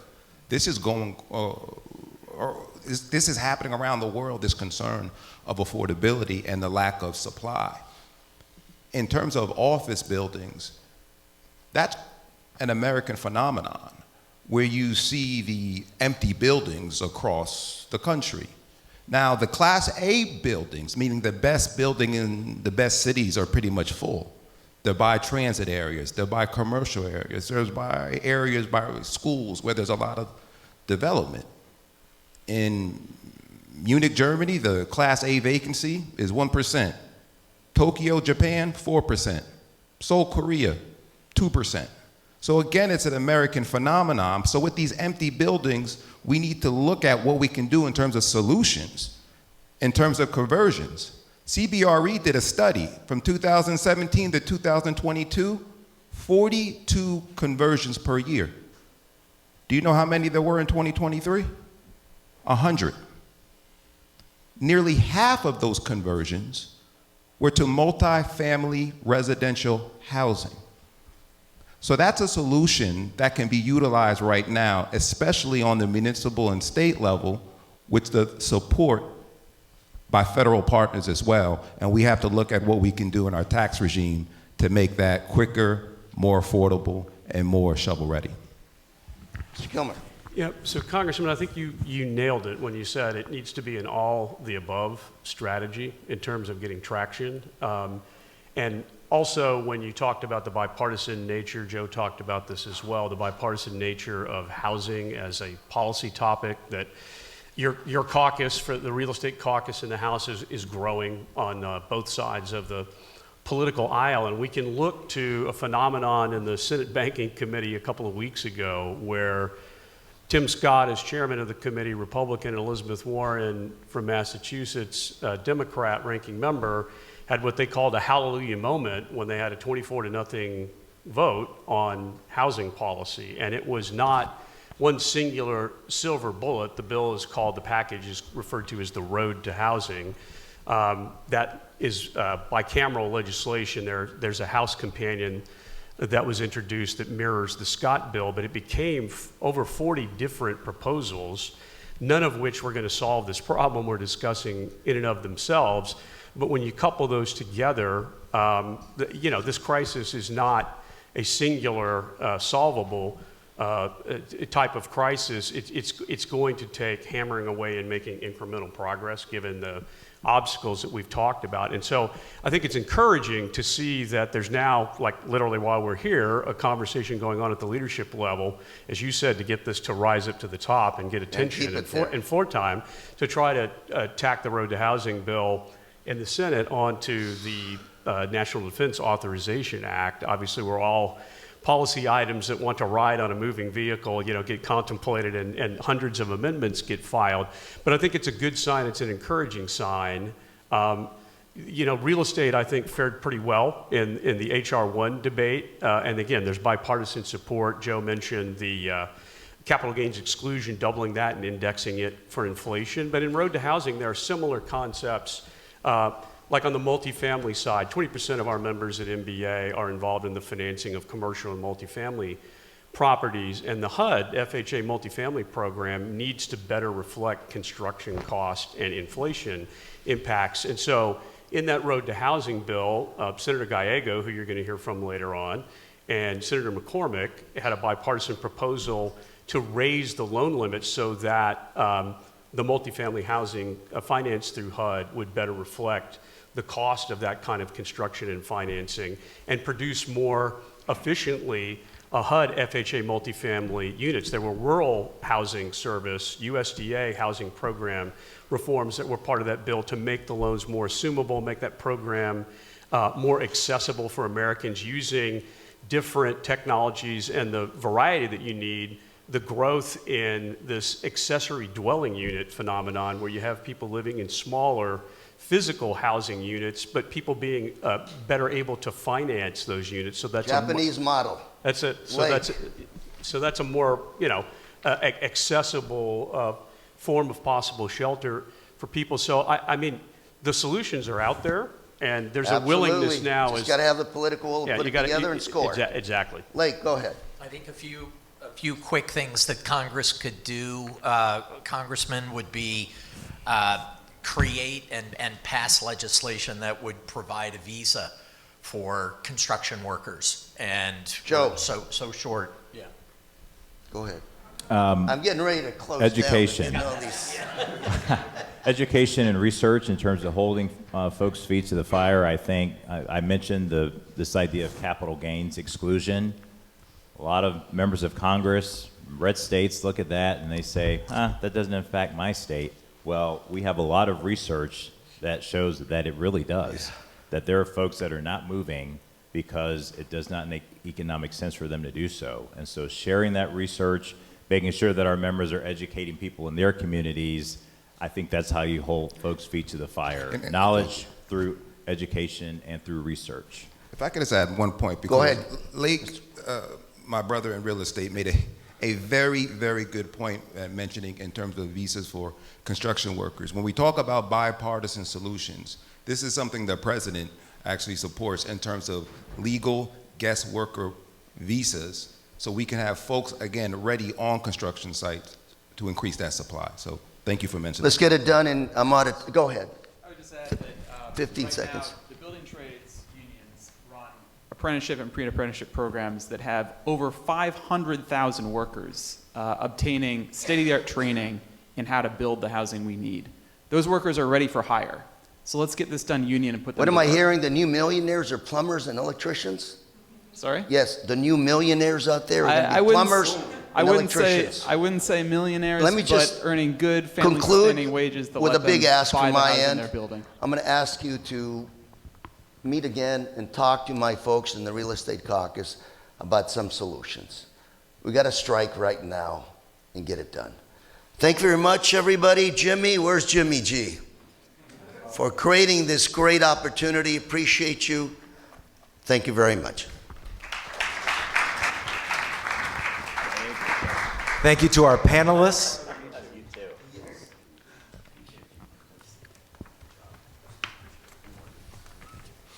And to introduce our keynote speaker, please welcome back Congressman Jimmy Gomez.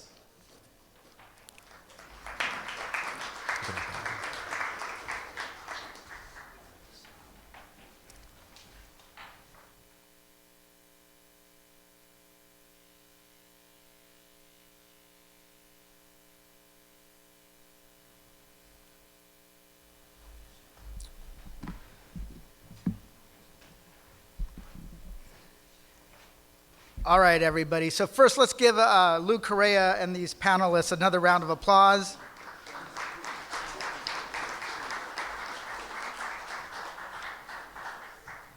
And our keynote speaker for today is somebody that I know very, very well. I've known him since 2002, and we met outside of a bar here in Washington, D.C. Go figure. He was in undergrad at Harvard, and I was in grad school, and we really did discover that we have a lot in common. He is a son of immigrant parents. He's a Marine veteran, besides that, who served in Iraq, and he's just a relentless fighter for working families. He's been traveling the country for a number of reasons, I don't know why, to understand the struggles that millions of Americans face, paying rent, buying a home, and simply trying to give their kids a better future. In the Senate, he's used that understanding and turned it into action.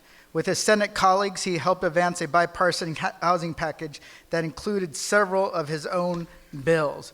A bill to expand the financing of affordable home building, a bill to support veterans and rural communities, and a bill to cut red tape and make housing programs work better for all families. His work reminds us why we are here today, to think bigger about housing, to build stronger partnerships, and to deliver results that match the scale of this crisis.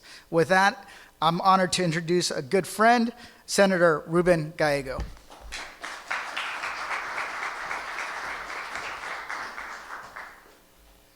Thank you. It's always, Jimmy's a best friend. I don't know why I got demoted to good friend, but whatever.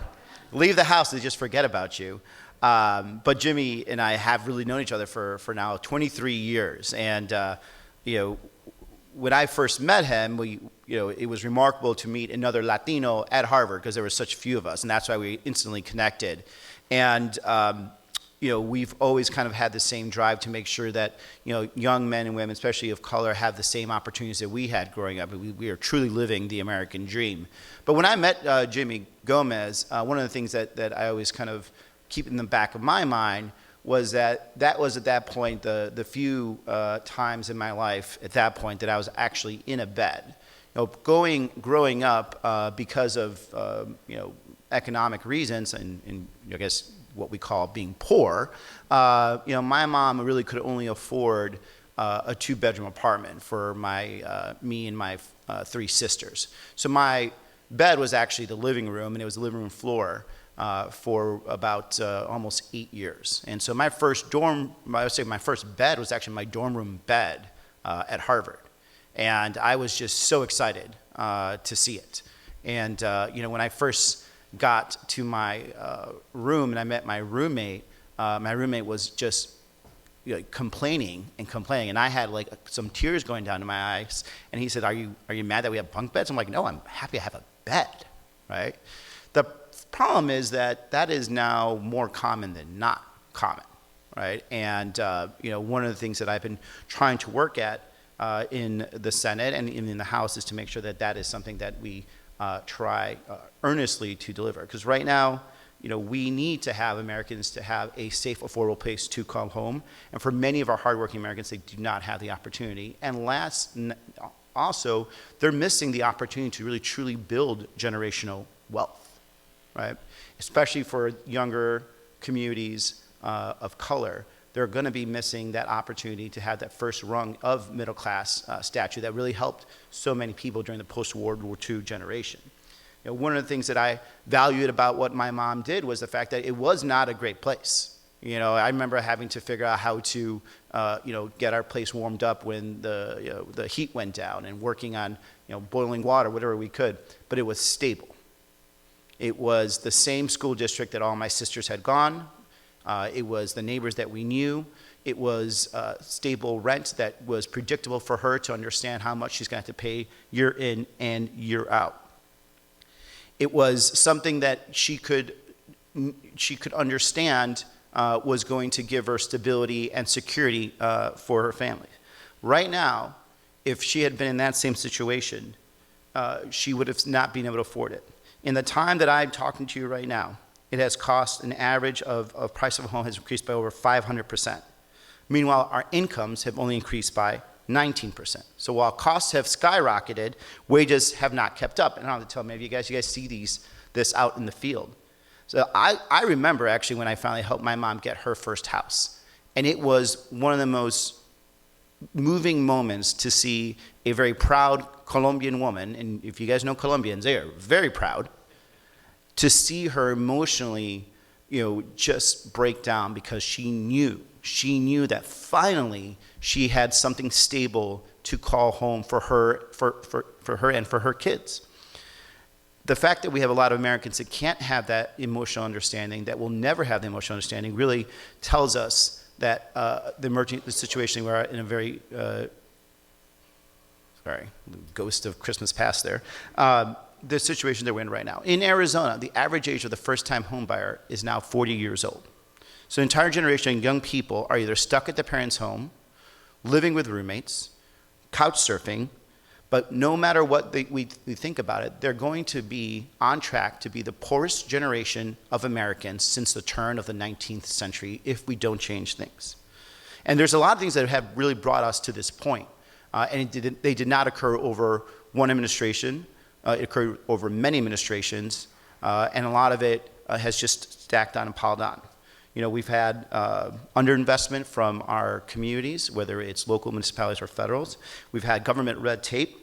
We have rising construction costs. We have labor shortages, especially now. And then, of course, we have investor-driven market consolidation that's happening a lot in the West. So to put it simply, housing supply has just not kept up with demand. In Arizona, to give you a good example, from 2010 to 2021, our population grew by 13%, but the number of housing units that grew has only grown by 10%. And that 3% is where we're feeling the pinch.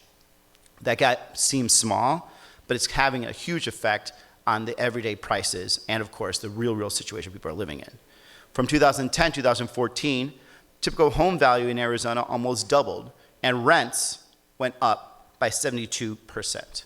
So the idea of someone like my mom, a hardworking single mom, could she afford a 2-bedroom apartment right now? Or even a young person to buy their own home and start really building wealth is starting to become less and less likely.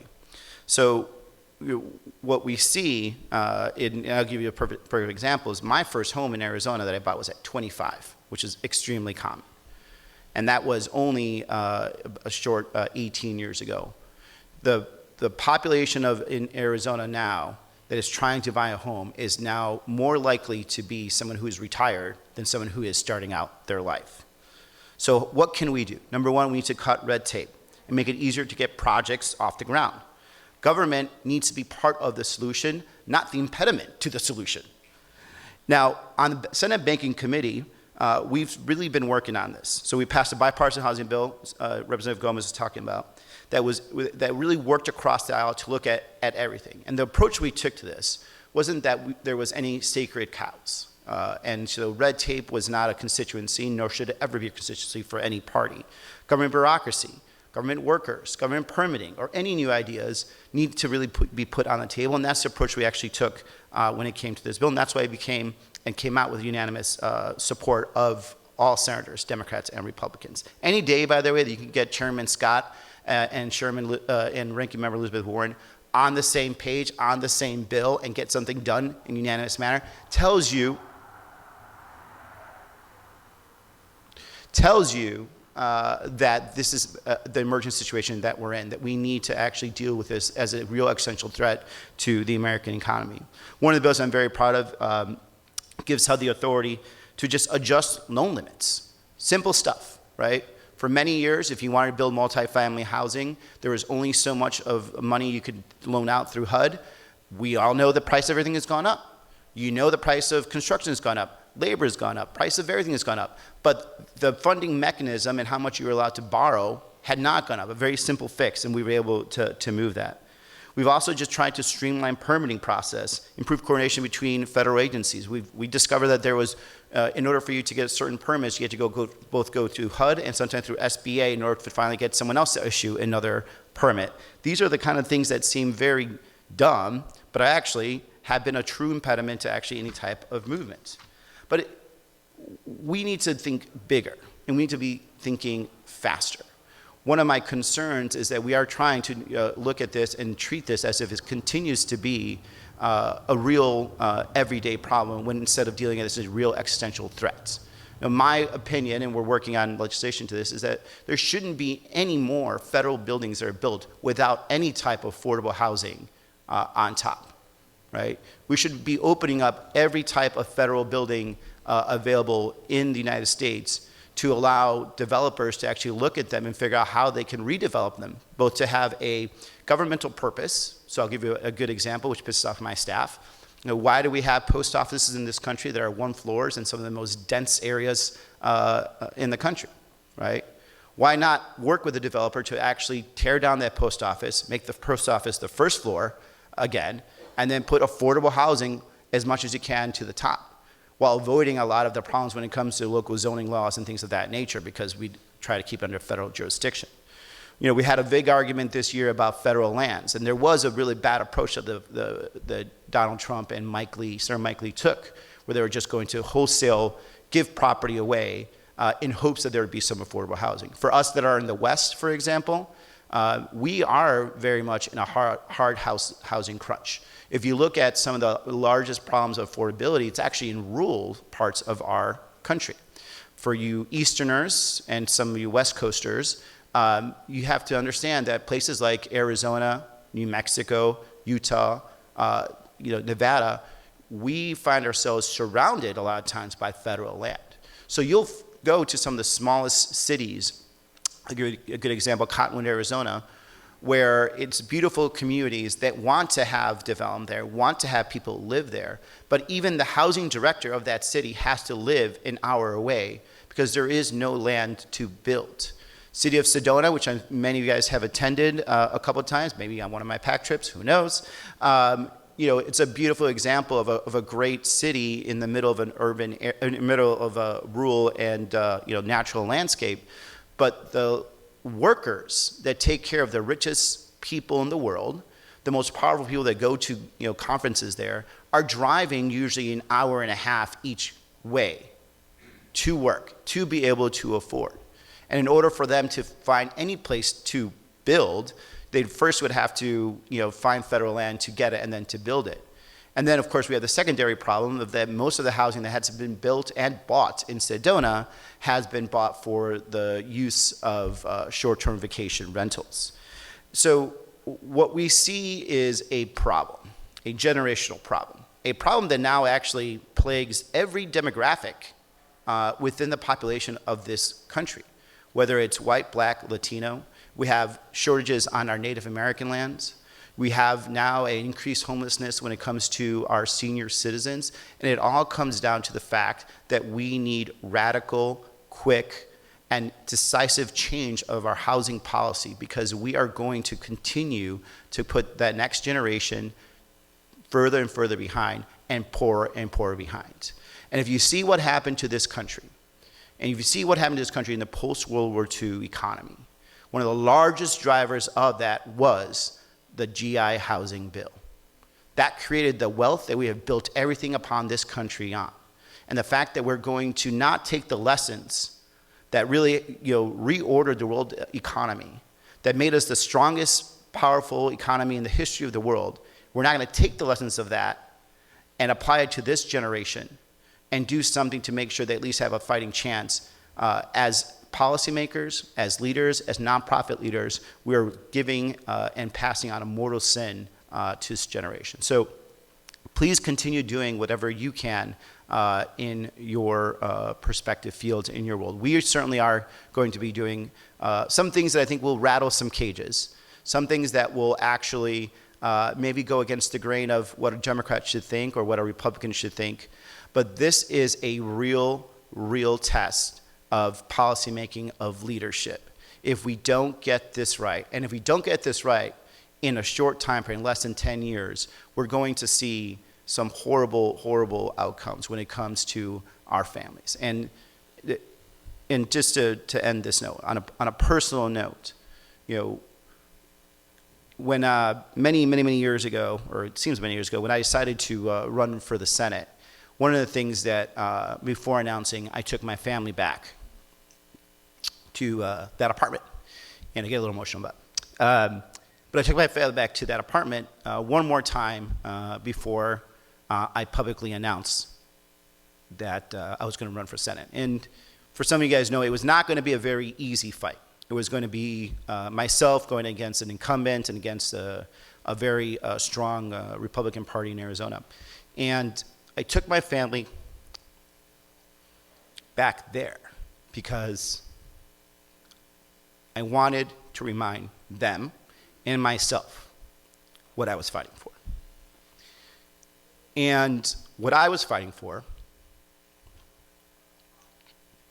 was that woman, my mother, who worked hard to keep that rent.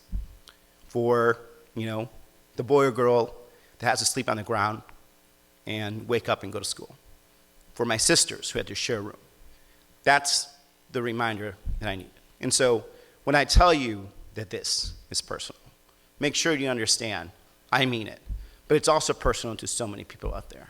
They just want that one first step. They just want that one opportunity to say that this is mine and I have earned this.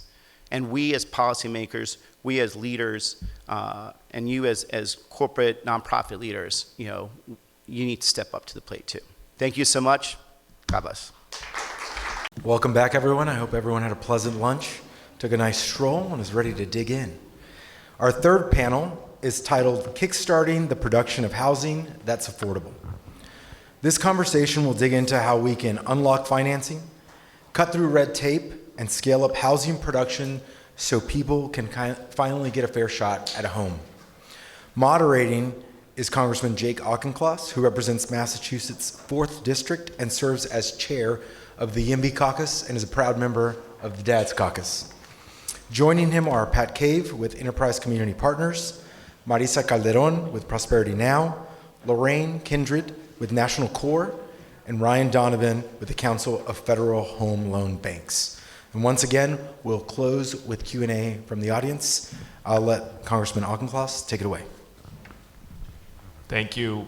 It's a privilege to be up here with such experts on what is, to me, the greatest domestic policy challenge for facing our economy right now, which is the price of housing. And I'm going to moderate this a little bit differently, which is I'm going to, instead of calling on individuals, I'm going to ask open-ended questions and really encourage you to have back and forth talk, interrupt, respectfully, and then it'll be my job to try to move on to the next subject. And I think the way I want to frame this is by asking you to each wear a different set of successive hats. And the first hat I would like you to each wear is mayor. So congratulations, you've each been elected mayor of a major American city, best job in American politics. And my question to you is, what are the, 1 to 5 zoning and land use reforms that you are going to be coming to the city council to try to hammer home? Is it parking minimums? We're talking about lot sizes? We're talking about inclusionary zoning requirements? I'd love to hear from you. What is your zoning day one policy for your city councils? Well, I'll start. I think the term is kind of called gentle density. Right? It's bringing more people to the urban core. A lot of talk about missing middle, right? We don't build duplexes or quadplexes or small multifamily.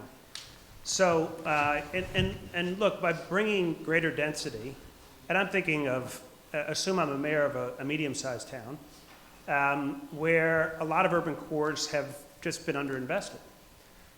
There's transportation, there's infrastructure. Those are real costs to American families.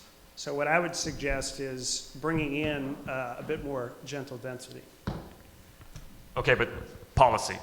Gentle density is an outcome. You're talking about lot sizes, but don't, someone else jump in. Well, I think that what we have seen, or what I would say as mayor, is not just the density, but the type of density.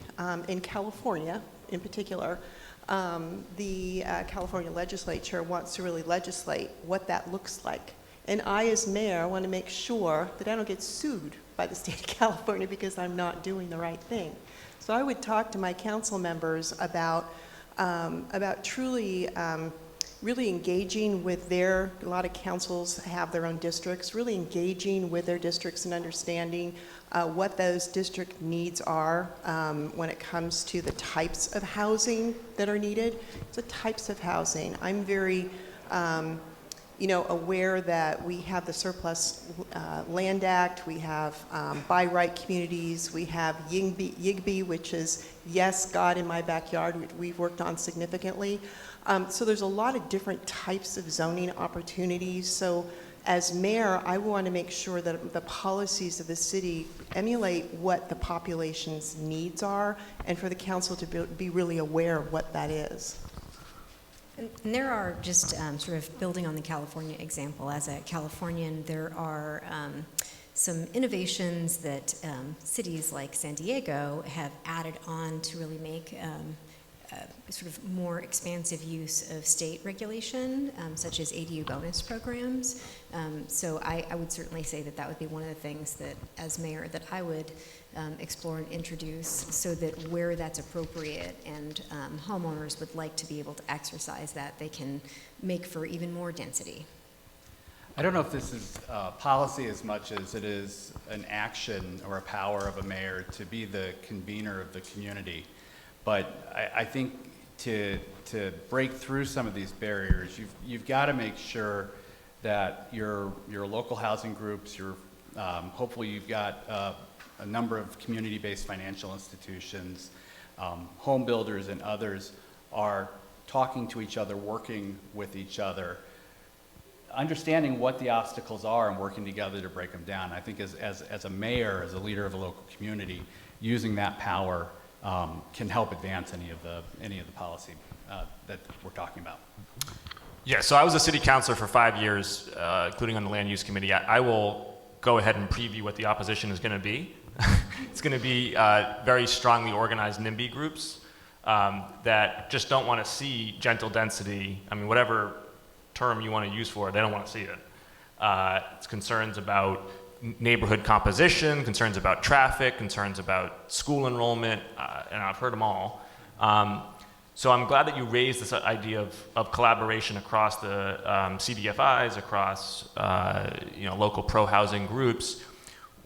What are you trying to organize them towards, though? Like, what are some of the zoning and land use policies that we feel like really unlock some of this gentle density? Because at a certain point, the community engagement starts to become counterproductive, which is sort of, I know hearing a politician say that is maybe a little jarring, but it's the same people showing up who are actually not representative of the community overall, and you start to get dragged down into a place where you can't change. So you have to have a North Star there that you're driving these groups towards.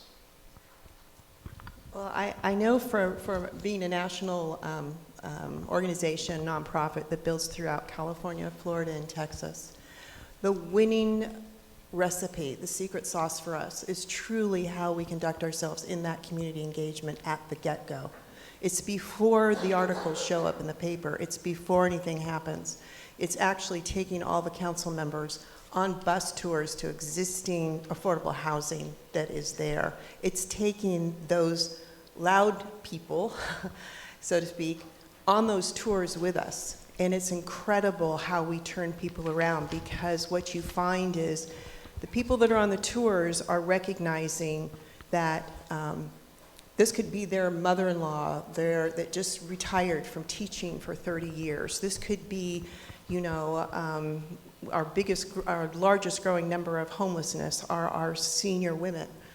These are our neighbors. So that in community engagement, I will tell you, has made all the difference. Kids too, kids.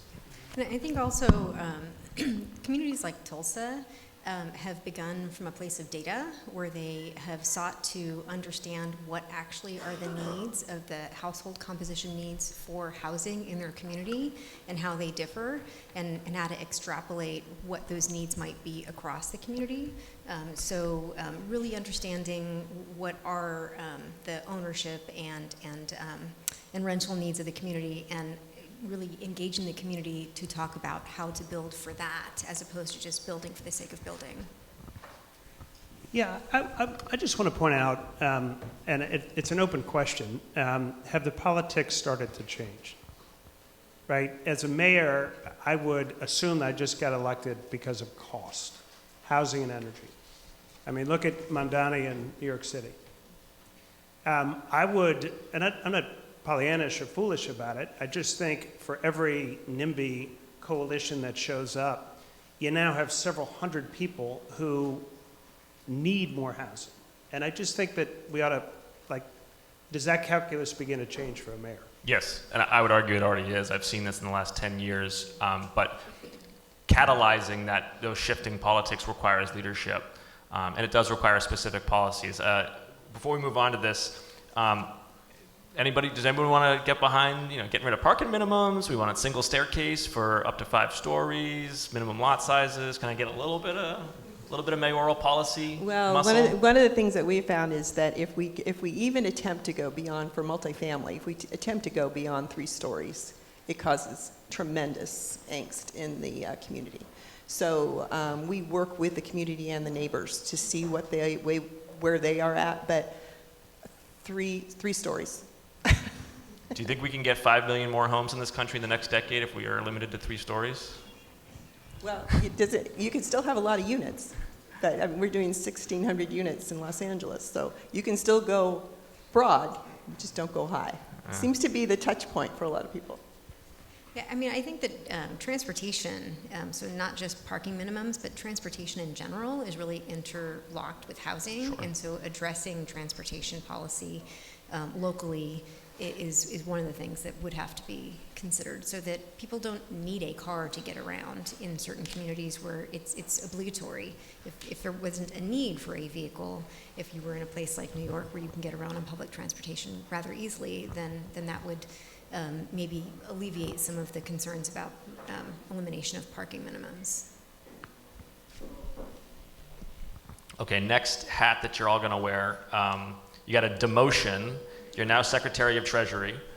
And you've got to advise Congress and the President on a series of reforms to financing for housing. LIHTC, Fannie Mae, Freddie Mac, how they do securitization, et cetera. I want to leave it open-ended. Talk to me about your proposals to the next president, not this one. I think there are too many silos. I would bring HUD and Treasury together. I think you've got fair enough. You're right. Okay, you're wearing dual hats. I needed that second hat. But I think that is how you streamline and how you bring things together. So your question really is, tell me again. Financing reforms to LIHTC, to securitization by Fannie Mae, Freddie Mac, to mortgage standards. I mean, you tell me. I want to leave it open-ended to you, but it's the financing. It's how you put together the capital stack behind housing. I mean, I think the first thing that I would do is ensure that the CDFI fund is properly capitalized, because CDFIs really meet the consumers that have a need and a demand for housing and housing affordability. They meet them where they are, and they meet market gaps, market failures that the mainstream financial services system doesn't actually serve. Can you explain a little bit more how they do that? Yeah, so community development financial institutions are inherently localized and close to community, and they're formed in order to meet gaps that the mainstream financial services industry is not actually structured to meet, which means that they're inherently small. They really require some kind of an assist from the federal government to attract private capital.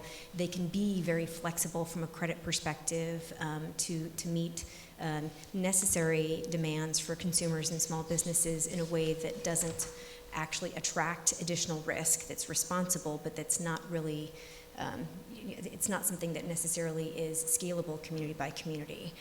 So that's one thing that I would certainly do. From a financing perspective, the other thing that I would do if I had agency over the GSEs is I would ensure that there was a financing product for ADUs, because there is no secondary market structure that actually enables the financing of accessory dwelling units, and without that, they're a really nice idea, but consumers are really beholden to HELOCs and seconds. Yeah, that's a great point. Well, I think one of the things that I would advise them is first, do no harm. And I'm here representing the Federal Home Loan Bank System. We're cooperative financial institutions that serve 6,500 financial institutions, banks, credit unions, insurance companies, CDFIs across the country. Our role is to make sure that they have the liquidity that they need to serve their customers and their members. We take primarily mortgage-related collateral, and turn that into liquidity that can come back into the community.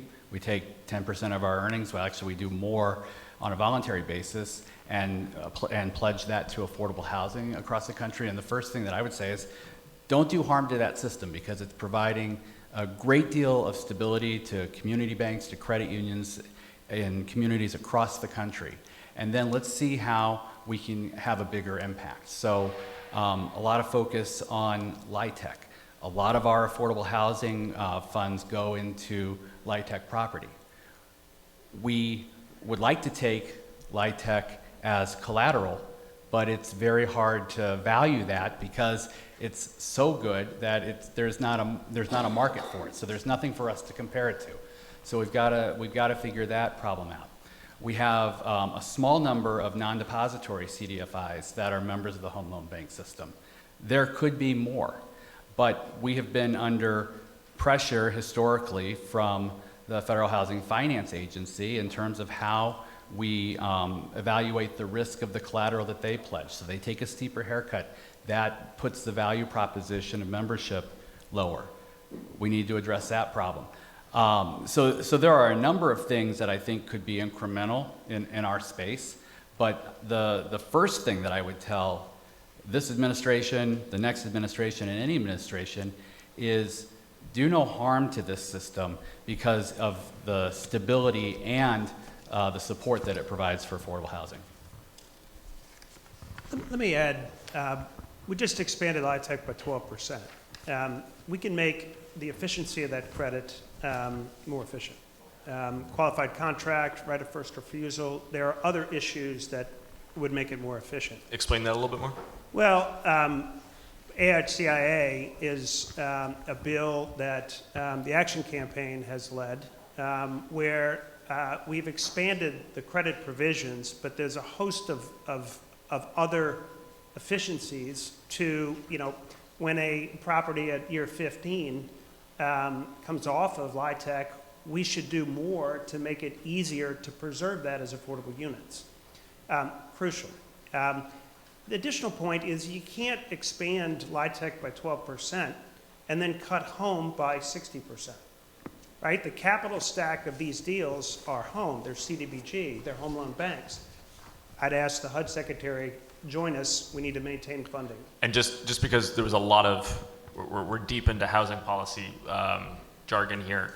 So CDBG, Community Development Block Grant, just explain that briefly, and then home, explain that briefly. Yeah, those two programs are block grants to the states. Home primarily is facilitating housing. Community Development Block Grant is more general in that it can support other municipal or state needs. But they're right there in the capital stack when you do a LIHTC deal, and they're crucial subsidies in order to support affordability. One of the things that it's kind of a segue when you brought up about with LIHTC, the next really big crisis is going to be the preservation of existing affordable housing stock. So when we look at that, it's really getting the opportunity for potential private investment to be able to have some of the depreciation passed on to private investors into affordable housing using private capital. Because once that expiration occurs, there's no dedicated funding source that goes into the rehab or renovation of affordable housing. And so we've already lost over 500, I can't remember, I think we're losing like 500,000 units potentially in the next 2 years. So we need to be really careful, and this is across the nation, about preservation. One of the things that comes up with housing development in my district, I'm sure it's across the country, is how laborious it can be to put together that capital stack, right? We're talking about a bunch of different acronyms up here, and they basically all have to get stacked up together, right sequence, right time, and then the market flips on you, guys start over again. What could make it easier to, yes, we kind of want more of each, but what would also make it easier to stitch them together to actually create a fundable project that doesn't take 7 years to finance? Well, I'll just speak from our perspective. Each of the 11 home loan banks runs an affordable housing program. It's required by statute. It's regulated by Federal Housing Finance Agency. It's subject to about 20 different regulations and advisory bulletins.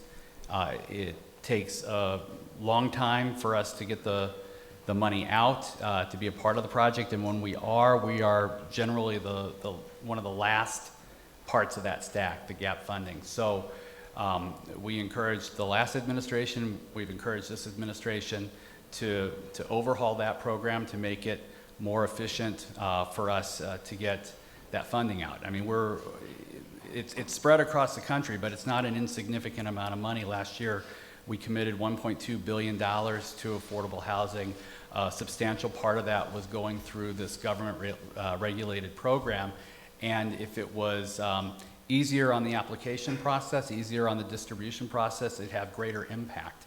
And just to give you an example of the complications of this, in Nevada, the San Francisco Bank recently set aside funds to support Nevada organizations to train them on how to apply for the program.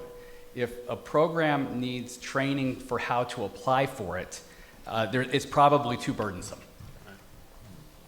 Well, and I think that on top of that, when you have this capital stack with all these variety of financial tools, every time you're looking at extreme costs, it's more attorneys, more time, so that cost element is really difficult. So it would be helpful as a developer if we knew where we were with our light tech first, and then we filled in that gap, because it takes a long time to pull all of this together. Do you find that light tech is the long pole in the tent? If you have light tech, does that make it easier to get the others? Or? Absolutely, absolutely. So I'm hopeful that this is going to really make a significant change as we move forward, and there's more opportunity. Also, maybe expansion of CRA. Now that light tech's expanded, it'd be great if banks had to do more in affordable housing. So let me put up a steel man here. You are Secretary of Treasury and HUD, and you're pitching an expansion of LIHTC, and then a group of economists comes back and makes the case, which I've heard. I've heard actually across a number of economists that LIHTC is not high impact money, that it really is mostly a subsidy to developers, that it displaces what would otherwise already be occurring out in the marketplace, and they don't think that LIHTC should be expanded. What's like the vigorous defense that you want to make for why Congress needs to be expanding LIHTC? All of the affordable housing that's been built in the last 50 years has been financed by LIHTC. I mean, when you look at the statistics, without it, we would not have the stock we currently have. Yeah, I would add, if I'm a sophisticated developer and you don't provide that support, I'm going to go build market rate. We have some of the most sophisticated real estate developers building affordable housing because of the credit. But I'll say this, costs have gone up. They've gone up on LIHTC and market rate across the board. Like $1 million a door, some of the numbers I'm seeing? Yeah, and I think it's incumbent upon the industry at exactly the time Congress is putting more into it for all of us to control cost. So that's a good segue to the third hat to wear, which is you're a sort of a housing development and technology entrepreneur. And you're trying to decide what you're going to disrupt. And there's, there's off-site construction and manufactured housing. There's been obviously the ADUs that you mentioned. Talk to me a little bit about how you think the industry can take out some cost on the construction and development side. I would say the first place that you start is with modular. Because it really solves multiple problems. We have a housing construction workforce shortage in this country that's been increasingly so since the housing recession. And so to do site-built work, we just don't have enough people who have those skills, and that takes a long time and it's costly. Whereas with modular construction, it is built in a factory. It can be built in a way that is much more cost-effective, and you can concentrate workforce programs in a community and bring a lot of job opportunity that is skilled labor opportunity to a specific community. And what that also needs is a complementary national building code so that that can be constructed in a number of different locations across the country and then shipped out to wherever it is needed and affixed so that it's real estate. Like changes to the chassis rules or? Exactly. What would you be recommending to HUD on those as an entrepreneur? Well, as an entrepreneur, you actually do have a voice to work with groups like ours and other groups to go and communicate with HUD to say that the chassis requirement is a challenge, and there have been some sort of developmental opportunities here, just demonstration projects. Like we can build those 5 million units if a substantial number of them are modular. And oh, by the way, that also helps to solve for construction needs where there's massive scale disasters, like in the Gulf Coast area or in places like California or in Lahaina where fire has struck. And then you can rebuild communities so that people can be part of the community that they're in and rebound the economy in that community, which has a long-standing effect beyond just having people housed stably. There's also, just as a piece also I would talk about is RAD conversions. home funds cannot be used for operating costs or for construction at the development level. And so it makes it very difficult on developers to be able to do those conversions for public housing. So I would Just say a little bit more what kind of conversion you're talking about. From what to what? They were public housing units. Yes. And they're going to Section 8 units. They're going to, and so you are not able to utilize those funds for construction or operating costs, which really significantly impacts the developer. So it would be very helpful to change that. Yeah, I think the Road to Housing bill in the Senate needs mentioning because they both expand RAD and they expand the modular standard at HUD. But to your question, I would go raise money. What's the name of that bill? Sorry. It's called Road to Housing. Road to Housing. Senator Scott, Senator Warren, bipartisan, voice vote out of Senate banking, really extraordinary. Speaks to the politics of the issue. Yep. Modular, I would go raise money for a manufacturing facility to do SIPS paneling. SIPS is basically the walls. I would do it for small homes that could be used as an ADU, but could be, a 600 square foot, 1 bedroom, 1 bath for elderly veterans. It can be placed on the back of the lot, the front of the lot, and we built one 550 square foot, 14-foot ceilings, front porch, 14 panels on a flatbed that we stood up on the National Mall in 9 hours. Now, you need to put carpet in after, but all the appliances, the air conditioning, and the skilled labor, you need less, but you begin to solve this problem as you look at California and Oregon as to what they're doing with ADUs, with smaller footprints and modular and SIPs. In this enterprise, they're also oftentimes very helpful to have community landowning partners. What I'm seeing increasingly is colleges and churches are two examples of nonprofits that have been trying to develop on site. Is that something I'm only seeing in my district, or is that something that you're seeing across the country? I know that for California, we were a leader in that before even the zoning had changed in the state. It took us years, but we did do church-owned property, affordable housing, and now that that zoning law is intact, we are really focused on that. It is, being a nonprofit, you're mission-driven, so when you have that church-owned property, it works really well for everyone involved. Yes. And the community seems to really, really embrace it. Yeah. So I've seen that too. There are some other community-owned models that are not just nonprofits, and those are great, but like the co-op model, sort of from intention, even in single-family locations where the zoning, like in places like California, allows for it, you can build a number of private residences that are co-ops where the land is sort of the community-owned asset, and the entry point for individuals is a much lower cost. And then you're not taking up as much of a footprint as you would have if you had built an apartment building that was several stories. Can you explain the co-op model? Just because I think it's a little bit more alien to Americans than probably it should be. There was a great piece in the New York Times a couple days ago about this and how they do it in Switzerland. Just to kind of give a high-level explanation of why it's the third way between renting and owning. Yeah, I mean, it proliferates in places like New York that are accustomed to density, but in other places, including Seattle and California, it's increasingly a third way, to your point. So essentially, the collective of people who are going to be owners collectively own the land. Yep. And they purchase shares, which entitle them to ownership in the co-op.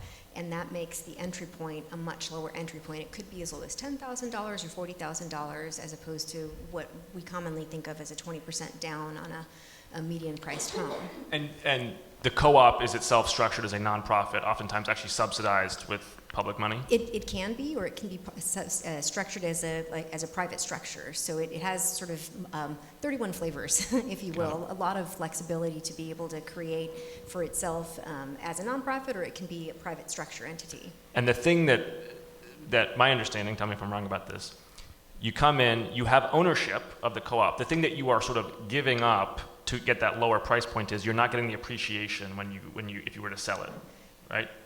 In some cases, yes, and then you also are, I mean, depending on how the co-op is structured, you might give up or sort of have a collective experience in terms of who gets to buy into the community. And so that's where fair housing laws are important to make sure that the structure is something that's welcome to people irrespective of who they are. Got it. Let me add, Enterprise has worked very closely in the last few years on a pilot that is beginning to see some scale. It's not a co-op, but it's a renter's wealth creation fund. The renter pays rent, and over a period of time, a portion of that rent gets placed in escrow. If you recap the property, those renters get a distribution as if they had equity. We've got several financial partners that are supporting us, but it's really having an impact, call it, a synthetic equity, that's really driving wealth for the renters in those projects. Is that similar to like the rent to own that you see a lot going on across the country? I know I've seen it in Texas and in California, and it's taking some legs to it. Yeah, it's harder to do homeownership in a multifamily, but the cash is real, right? Like you've been a tenant in our building, you're owed based on the formula, and if there is appreciation to the asset, you're going to get your share. What you're saying goes to the heart of this tension we have in housing policy, which is on the one hand, we tell people your house is your best asset, like get that thing to appreciate. On the other side, we say, well, we need more affordable housing. Those are two different things that we're saying. We want housing to get cheaper or we want housing to get more expensive. But those are two different statements. And we fail to resolve it, and I think it we see it that manifest in, I think, a erratic housing policy. I think you want people to have equity and ownership, but fundamentally, housing should be something that is getting cheaper over time. It is something that should be for shelter, not a bank account. What haven't I asked? I would say that there's a holistic approach to housing, and I think that we really need to focus as a country on elevating the self-sufficiency of those that go into affordable housing to create the opportunity for home buyership. And I think that resident services, we offer that at all of our communities free of charge to elevate the well-being and wealth of those residents, to make room for the families that then do need it. Whether it's saving share, or it's financial counseling, or it's free after-school programs so that parents can continue to work. Those resident services are key. And one of your colleagues, Mr. Aguilar, just introduced a bill that would provide federal funding for resident services that are not provided if a property is not public housing currently. So I think that's a very important component to the holistic approach of what we're trying to achieve.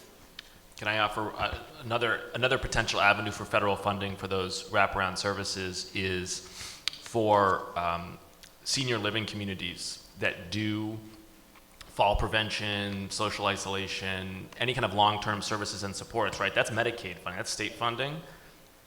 But it offsets a lot of hospitalizations that Medicare federal would be paying for, right?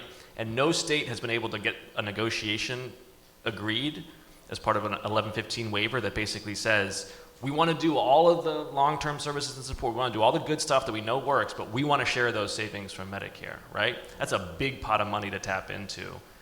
And we actually, thank you for saying that. It's a very important point. When you look at the recidivism throughout emergency rooms with particularly seniors or those that do not have homes. Dual eligible population. Yeah, we actually worked with our local healthcare provider, and they invested into one of our properties for 5 units for their seniors as a pilot program, because they could save up to $6,000 a month compared to what we would charge for their apartment. So, HHS is actually part of that grant that I'm talking about that Congressman Aguilar is putting through for resident services. So there is a combo. We need to break down that silo. It's an important one. Most expensive real estate in America is the ICU, right? So.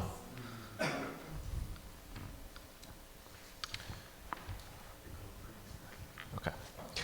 Thanks everybody for your expertise, your insights. I enjoyed the conversation, and thank you all for coming to this conversation. Congressman Auchincloss, we'll ask our panelists to stay up here. Congressman Auchincloss, they've called the vote, so he's going to depart, but we'll take some Q&A from the audience during that time. So if there are any questions from the audience, please raise your hand.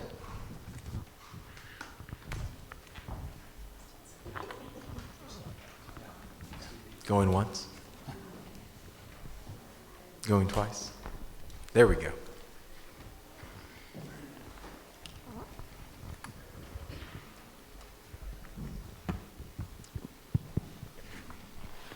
Hi. I know at least one of you mentioned qualified contracts and how that plays into LIHTC and housing.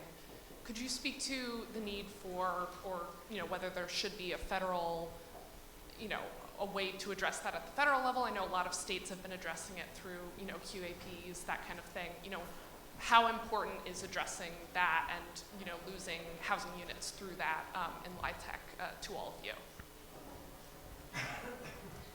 Well, since I'm the one who brought it up, you've scratched the surface of my knowledge on how deep we go on QC contracts. Ariane here is on our team and works closely there.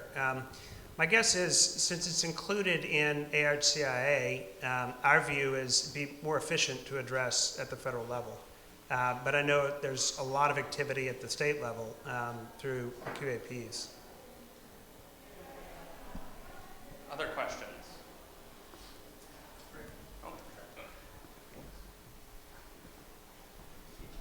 Great, thank you. This is very informative. Both Pat and I think Lorraine, you both talked about the need to preserve affordable housing. Can you both talk a little bit more about, after the 15-year LIHTC window, we look around, we see a lot of new construction happening throughout DC and other communities as well. But there are a lot of communities where people have lived in and they're comfortable, they're building families, they're close to workplaces and others, that we hate to lose those as affordable communities. And how can we prevent that? Well, I think that it really should be a private partnership. There's that option to really, just like we have with LIHTC, where corporations can invest in affordable housing. If we could have a similar tax incentive for private investment into affordable housing, that once the 15-year expires, that there is a dedicated source of funding into affordable housing for renovation and rehab, particularly across rural America. This is a real problem with the 515s. Really need to look at that and address that as an issue. And I know that Congressman Gomez and several others have looked at this as a need to investigate. So thank you for the question. Yeah, and let me speak more to that as well. I think Neighborhood Homes Improvement Act, the RHS decoupling, right? It's supporting the project in rural areas, even if there's no USDA mortgage. Very important legislative item. Let me add two additional. We can be doing more with the Opportunity Zone program. We should lower the substantial improvement test to about 20% for these particular projects. You can't put 100% renovation on year 15 LIHTC deal. It doesn't require that much. If we lowered it to 20 and tied it to LIHTC investment, I think you could see more Opportunity Zone investment in preservation. Great. Other questions? So I was interested in the discussion about Medicaid and seniors, because a voucher is whatever, 8, 10, 12,000 a year, and yet nursing home costs are 5, 10 times that. It seems like there are a lot of seniors are ending up in nursing homes in part because they can't afford a place to live. It seems like there's a lot of opportunities there to save money and also keep people age in place. What's going on, and what do you see as the breakthroughs that would make more use of that? I think the breakthrough really has to be in breaking down that silo between, HHS and HUD. and really bringing together the opportunity for funding from HHS into housing, which is a very difficult lift, obviously. But you can't have healthy people if you don't have housing. They really do go together. So it's really breaking down that silo, seeing what opportunities there are. You know, that's, like I said, it's a heavy lift. It's a hard one right now in this current time. Great. Any other questions for our experts? Going once, going twice. All right, thank you to our panelists. Votes were called, so we have a bit of a break here. We encourage everyone to have some additional coffee and snacks, which will be departing from this room at 2:15. So please enjoy. And we will reconvene for a 2:15 panel. Good afternoon, everyone. Our fourth panel is titled Prioritizing Renters and Federal Policy. Half of American households rent, and this panel will focus on how federal policy can protect and support renters. Moderating is Congressman Richie Torres, who represents New York's 15th District and serves in both the Public Housing Caucus and the Renters Caucus. Please.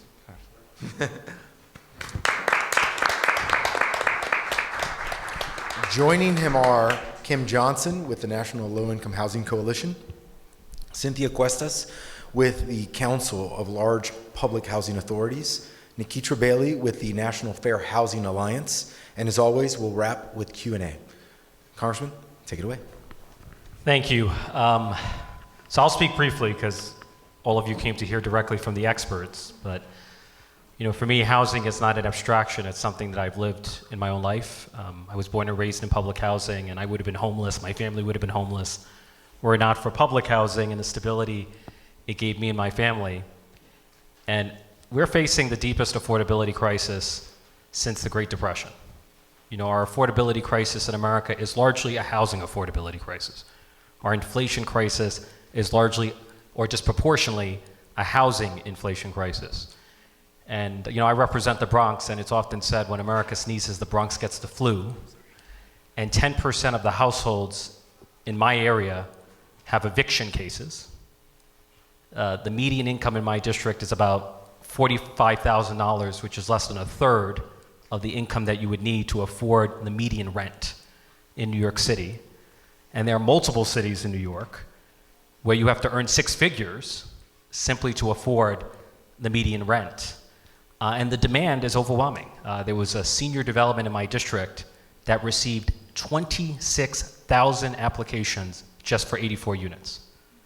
300 applicants chasing after a single unit. Or about a year ago, the New York City Housing Authority, which is the largest provider of affordable housing in the country, reopened the Section 8 waiting list for the first time in 15 years. It received a staggering 600,000 applications. So the need is overwhelming. It's much deeper, it's much broader than people realize. It's neither Democratic nor Republican, it's neither rural and urban. It's truly a universal crisis. And yet, even though housing is central to all of our lives, it gets far less attention and far fewer resources than it desperately needs. So that's my diagnosis, but I would be curious to hear from each of the panelists.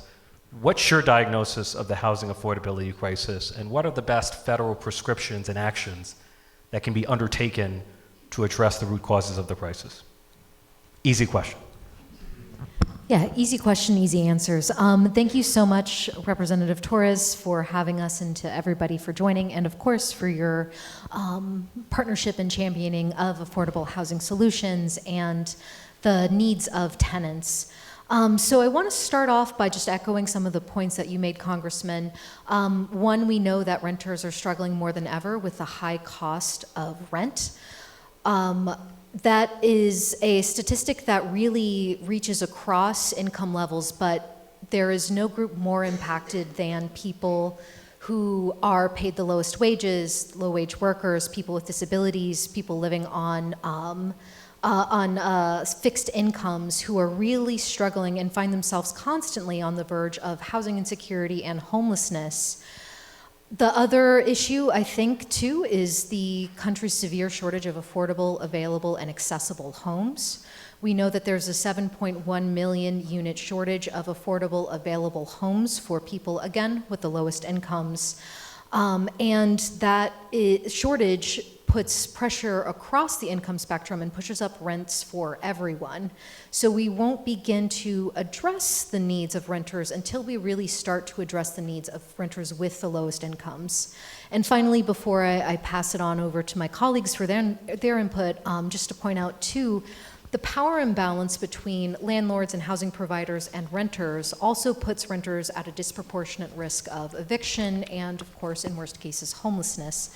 So part of the puzzle is also going to be ensuring that renters have adequate protections and that fair housing laws are adequately enforced.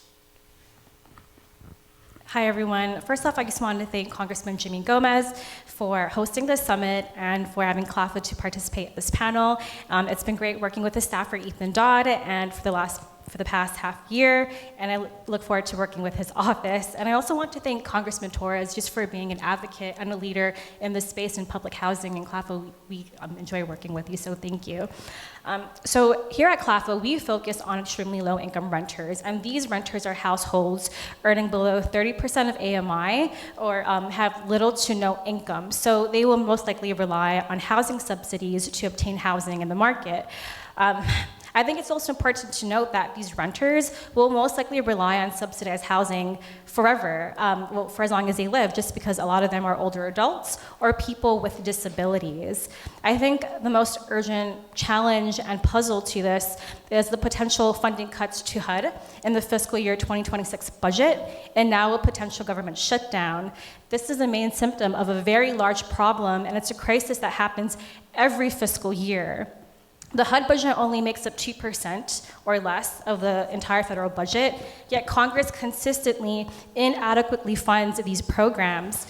In public housing alone, there are over 1.1 million units and over 2.2 million people who rely on this housing, and if Congress continues to provide inadequate funding, these renters are at risk of losing their homes. Thank you. Let me also echo thanks to Congressman Gomez and to you for today's discussion. I'm Nikitra Bailey. I serve as Executive Vice President at the National Fair Housing Alliance. And at the National Fair Housing Alliance, we're the only national organization that's a civil rights agency focused on ending housing discrimination and creating equitable housing opportunities. We are in the throes of a fair and affordable housing crisis, and we continue to do what we've always done. We try to solve for affordability without solving for fairness, and it continues to produce the same horrible outcome. We are in a situation where discrimination distorts the marketplace. Thousands of policies and laws have entrenched residential segregation and created systems in housing and banking that make it really difficult for people to have an opportunity to determine where they want to live. And that's one of the things that's central to our work at NAFA. Where you live matters. It determines everything about you, whether you'll have access to quality groceries, whether you'll have access to fair credit opportunities, whether you'll have access to a high quality, well-resourced education, whether you'll have access to quality health care. And yet we continue to try to tackle the affordability issue by not solving for the fair housing issues. We absolutely have to ensure our nation's fair housing and lending laws are fully enforced. And instead of what we see happening at the federal level, and I'm jumping ahead a little bit, where we see the current administration making attempts to undermine fair housing, what we are setting ourselves up for are more expensive opportunities for families as opposed to the less expensive housing opportunities that they have demanded, especially in November. They wanted people to come to Washington, D.C. and solve the nation's fair and affordable housing crisis, yet instead the actions have been actually making it worse and increasing the cost of housing for very vulnerable families, including disabled veterans, seniors, families with children, people of color, and others who have been hamstrung by our nation's housing policies and haven't had a fair chance to determine where they could actually live and thrive and have been left behind, which ultimately hurts them but also hurts all of us. Kim, I mentioned earlier that my district, 10% of the households in the Bronx have eviction cases. And during COVID, we in Congress appropriated around $44 billion for emergency rental assistance, but did so only temporarily. Like, rather than wait for the next crisis, should we establish a permanent emergency rental assistance fund? Yes. End of quote. No. And why? No. So yes, during the pandemic, we saw the federal, state, and local governments really mobilize around housing security and ensuring people did not fall into homelessness and people experiencing homelessness could find safe shelters. We saw this outpouring of resources and attention in a way that we had never really seen before, in a way that really matched the urgency and crisis of that moment. That emergency rental assistance program provided a vital lifeline, and states and localities and advocates all across the country really created those programs at the same time they were trying to administer those funds to get them out to households as quickly as possible to make sure people did not fall into eviction. And all of that hustling, all of that rush really worked. We ended up getting money to households who were most in need, who were facing eviction, who were most likely to fall into homelessness. And as a result of all of that work, we saw evictions go down. We saw homelessness rates drop. But since then, that funding has, of course, not even, expired, it's run out, because even that $44 billion was not sufficient to meet the level of need across the country.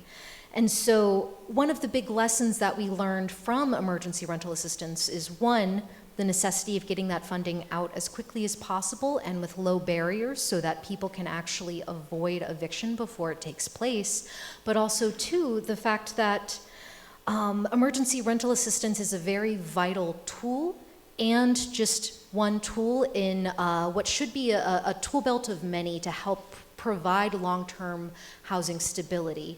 Emergency rental assistance can really provide that important bridge financing, that gap funding for families who are facing a sudden emergency that puts them at risk of housing instability or homelessness. But fundamentally, we also need those long-term, large-scale investments that ensure long-term housing stability for families across the income spectrum. Cynthia, we're celebrating the 90th anniversary of the first public housing development in the United States. It's First Houses in the Lower East Side of Manhattan. But public housing is in a state of accelerated deterioration. The numbers are just shocking. The New York City Housing Authority, which accounts for about 15% of the public housing stock, has an $80 billion capital need, which tells me that the national public housing stock must have a capital need upward of $100 billion. It's discouraging when you hear numbers like $100 billion. So what's the game-changing solution to a $100 billion plus crisis in public housing? So thank you so much, Congressman, for asking this important question, because I think Congress really needs to start talking about this. So to rehabilitate and modernize the public housing stock, housing authorities rely on the Public Housing Capital Fund, and that's appropriated through Congress each year. Unfortunately, Congress has only appropriated under $3 billion for the capital fund, but ongoing accrual needs have increased dramatically. In 2010, HUD did a study on the capital needs for public housing, and they estimated that to be $25 billion for the capital backlog for public housing. That's an insane number, but factoring inflation, the fact that it's a 15-year-old study and ongoing accrual needs, CLAFA, we estimate that number to be much larger. So it's really difficult to provide a number to Congress since HUD hasn't conducted a study for so long. However, I'm really excited to share that CLAFA is a convener of something called the Public Housing 10-Year Roadmap. And Congressman Torres, thank you so much for being part of this initiative as co-chair. And we actually have a few organizations who are part of this summit, the Affordable Housing Tax Credit Coalition, Enterprise, the Center, and the National Income Housing Coalition, who are part of this big effort to figure out a new number to set forth to Congress. And I'm excited to share that we will be releasing that number next month with Congressman Torres at one of our meetings. So we'll be sharing more about that soon. Thank you. Fair housing. So I have colleagues who feel racism, discrimination, it's all a thing of the past. Tell us why fair housing is a continuing necessity in 2025. Thank you for the question. So as I Although it tends to be the Republican colleagues. I'm not aware of any Democrats who deny racial, but yeah. So as I started, discrimination distorts the market, and it's just really important to continue to make that point because our markets are underperforming. Discrimination targeted at Black communities alone has cost our economy $5 trillion over the last 5 years. So we could actually, excuse me, let me say that discrimination targeted at Black Americans alone has cost our economy $16 trillion over the last 20 years. And we could actually grow our economy by $5 trillion over the next 5 years if we solved it. So fair housing has always been a part of our systems and our structures. And people don't realize we actually passed the first fair housing law in 1866. People don't realize that. They are more familiar with the 1968 Fair Housing Act, which is the result of Dr. King's tremendous leadership and life work, where Congress responded to his sacrifice with the Fair Housing Act, because people don't know that he was actually living in Chicago and fighting for things like open housing. And fair housing with the 1968 Act became the national policy of the United States. So it said that we are going to have federal legislation with teeth in it. We're going to actually stop the discrimination and make it illegal. And then we're going to have an affirmative responsibility to create inclusive and thriving communities for everyone. And that's why our nation's Fair Housing Act is such a landmark piece of legislation, because it has the potential to transform lives for everyone in our nation. It could be the glue that allows us to build community, but instead what we've done is we've created these unnecessary divisions because we've seen administrations fail to stand up for the fundamental principle of fair housing. And in fact, currently, we see an all-out assault on fair housing, and it is undermining economic opportunity, and it's doing something that's even a little bit deeper that we just don't talk about enough. It's not valuing the lives of people. Fair housing is really about people and who should have access to opportunity in our nation. And when we fail to fully enforce our nation's fair housing laws, we're saying to disabled veterans, and to older Americans, and to families with children, and to people of color, that they don't deserve opportunity in these United States of America, despite the Constitution and so many of our laws guaranteeing them that. So when we see attacks on the Fair Housing Initiatives program, it's very unfortunate, because this was bipartisan legislation passed in 1987. Reagan was the president of the United States. So it's always enjoyed very strong bipartisan support. And whenever we come and talk to members of Congress like yourself, people say we fundamentally support fair housing.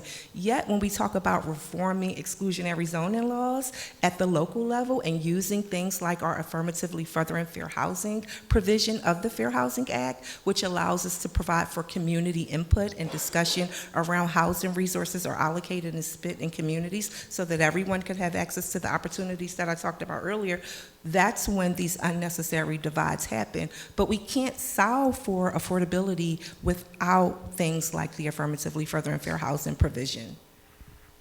Now, the point about exclusionary zoning, 5 minutes until Q&A, elected officials, we're not time constrained.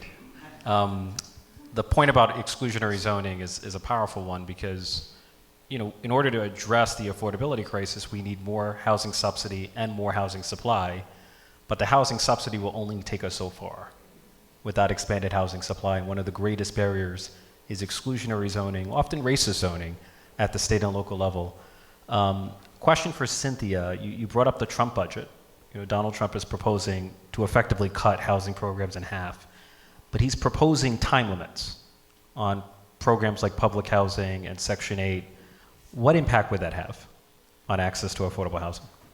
It would be disastrous, because when we really need to think about who's living in public housing, like I said earlier, there are people who are older adults, people with disabilities, and people who are at risk of homelessness or who are previously homelessness. We can't just kick people out of subsidized housing. I mean, I'm a 31-year-old woman who can't afford to own a home on my own or rent. What makes you think that somebody who is down on their luck, who needs subsidies, who are struggling day by day, for them to just be kicked out of public housing in 2 years to find housing on the rental market. So it would be disastrous, especially for people with disabilities and older adults, and definitely do not commend the administration's proposal on that. Kim, the National Low Income Housing Coalition just has a useful tool for thinking about the affordability crisis, the relationship between wages and rents. Can you speak about the housing wage concept? Yeah, I would be happy to. Thank you so much for asking. So we actually just published the latest edition of the report that publishes the housing wage, which is called Out of Reach. And the housing wage is how much per hour a worker earning the prevailing federal minimum wage would need to, or rather, how many hours per week a worker earning the prevailing federal minimum wage would need to work in order to reasonably afford a 1 or 2 bedroom apartment in their area at fair market rent. So that is a lot of words to say. Basically, how much does somebody need to make in order to afford rent without paying more than 30% of their income on rent? And most recently, I believe the national federal housing wage is something like $31 an hour, which, if you are not familiar, the prevailing federal minimum wage is still $7.25 per hour. And so that also means if you're making the federal minimum wage, you need to be working at least 2 full-time jobs, almost 3, in order to reasonably afford a 1 or 2 bedroom apartment at fair market rent. And if you're working that many hours, how much time left over at the end of the day do you have to cook for yourself and your family, to help your kids with their homework, to do all of the other things that people need to do in order to live fulfilling and meaningful lives, all of the things that people should be able to do while also just working 8 hours a day, and should be able to earn enough in order to live comfortably still. And I'll ask a leading question. In how many counties can a minimum wage worker afford a 2-bedroom apartment? 3,000 counties in America, how many? Trick question, 0. There is not a single county in the United States in which a family or a household earning the prevailing minimum wage can reasonably afford a 2-bedroom apartment at fair market rent. Can you speak more about exclusionary zoning, redlining, and I've heard much concerns about really insurance. Like I feel, and I could be, that we're paying much higher rates of insurance in places like the Bronx, which have high concentrations of Section 8, and that feels to me like a form of discrimination, but I would love to know what you're seeing on the ground. We're seeing the inability to build the necessary affordable housing units that we need in our nation. We need over 5 million of these units, and the affirmatively furthering fair housing provision of the Fair Housing Act would allow localities to reform those ordinances through a community-based planning process that brings in the voices of local people in their neighborhoods and help us do something in a structural way to advance opportunity in those communities. It's one of the only federal tools we have to increase the supply of affordable housing. Most people think we can just kind of magically say we need to do more things at the local level, but the federal government's power is really limited, and the affirmatively furthering Fair Housing Act provision of the Fair Housing Act is a critical tool to increase that supply. And then in terms of broader discrimination, every year we produce a trends report, a fair housing trends report, and we see that there are about or over 4 million incidents of housing discrimination every year. And most of these incidents of discrimination in housing actually are unreported.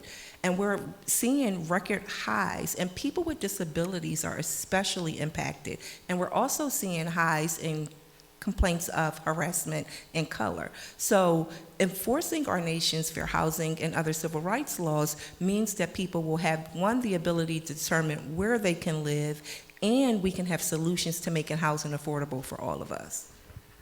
So time is up. If you have hard probing questions, directed to the panelists. If you have compliments masquerading as questions, feel free to direct them toward me. But happy to take any questions you have. Hi, Guillermo Mena from the National Hispanic Caucus of State Legislators.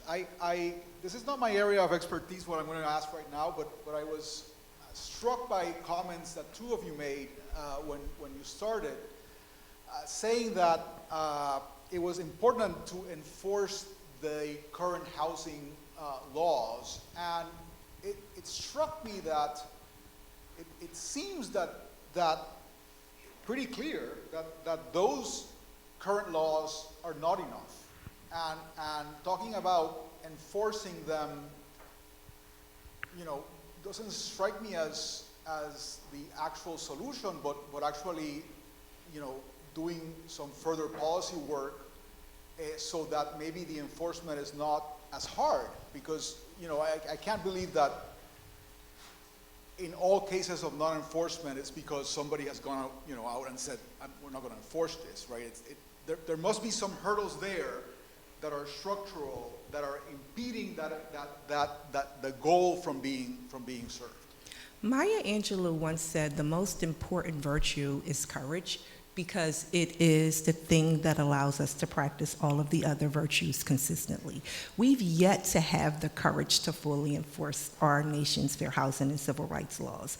And if we actually did, as I mentioned, we could actually grow economic opportunity in our nation. So I'll just give you an example. The disparate impact rule that is currently being considered by the current administration, it is designed to undercut a principle that has been upheld by the nation's highest court for over 50 years and many other federal courts for discrimination that isn't obvious. And I'm just going to give you a practical example of what it is. Say you are a person with a disability and you want to rent a home. Well, the landlord might have a requirement, that you have to have a full-time job. On its face, for a person who doesn't understand that people with disabilities often work in part-time employment opportunities, you would look at that and say, Nikitra, what's wrong with that? You're excluding a whole bunch of people who should have access to fair housing opportunities and have kitchens and bathrooms that are suitable for them to maneuver in their homes. So when we fail to fully enforce our nation's fair housing and lending laws, we actually deny opportunity to people who might have a disability, who are deserving, going back to my bigger point, who are deserving of fair housing opportunity. So I would propose to you that we've yet to actually use the laws that we have in an effective way. And if we were talking just a little bit more broadly about these laws beyond just the rental sector, we haven't given every community the fair opportunities that they deserve. And when we do that, all of us benefit.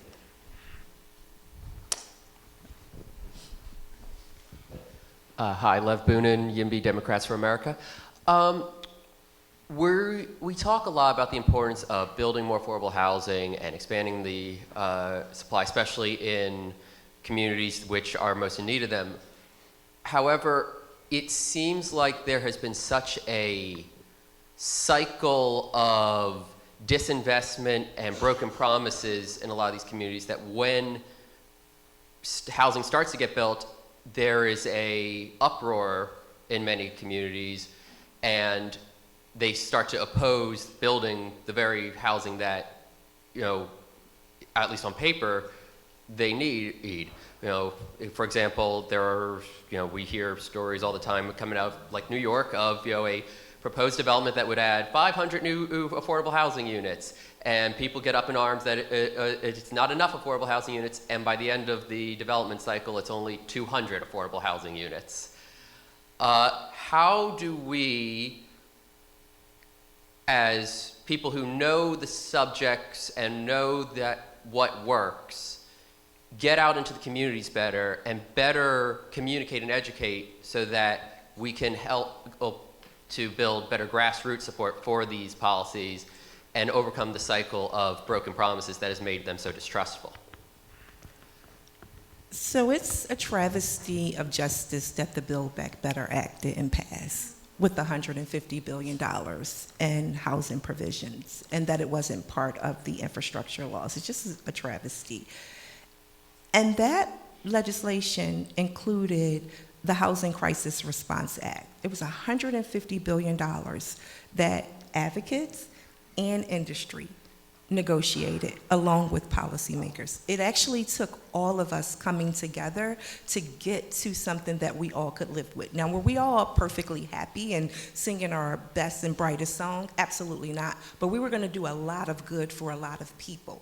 And it was an opportunity to go into communities and help everyday people understand how that legislation could have driven down the thing that is their primary cost. The cost of housing is a major kitchen table issue for every American. It's no longer just low-income families. Upper income families are also experiencing this distress from housing costs. So what we can do with housing is use it as a unifier, as a way to really go into communities and talk about the possibility that housing offers. Fair and affordable housing strengthens people's lives. It provides high quality jobs. It provides access to quality health care, and it makes sure our environmental impacts are lessened and fairer. Yeah, and the only thing I would add to that too, connecting with people in the community so that, one, they understand, like Nikitra was just saying, the positive impact of affordable housing development, but also looking for organizations and advocates who are already in those communities doing the work to talk to people, to talk to their neighbors, to figure out, what are the talking points that are really effective. Because part of that, one of the things that we need to understand is that distrust is not, of course, unfounded, right? Like, it's founded based on people's experience with the federal government or bigger organizations coming in and making promises and then not necessarily delivering. So really connecting with people on the ground, advocates on the ground who are doing that work, that education building, that kind of movement building, to see how can we support you in those efforts can also be a good way of going about making that change on the ground. I'll just add, scarcity is not an inevitability, it's a choice. And state and local NIMBYism is artificially restricting the supply of affordable housing in America. And, I think in Congress, we're gonna have to seriously consider whether we incentivize or even require states and localities to adopt pro-housing policies as a condition of receiving federal funding, because the status quo is indefensible and unsustainable. So, next question. And this will be our last one. Can we squeeze in one more? No, I'm being overruled. Yeah, I'm being overruled, okay. Thank you, everyone. Another round of applause.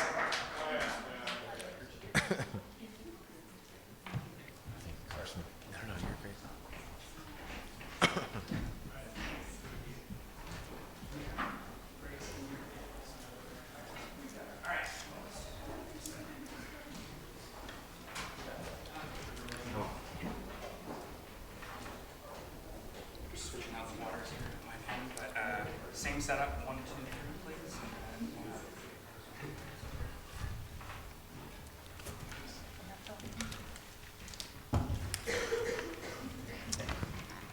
And then one more of you over.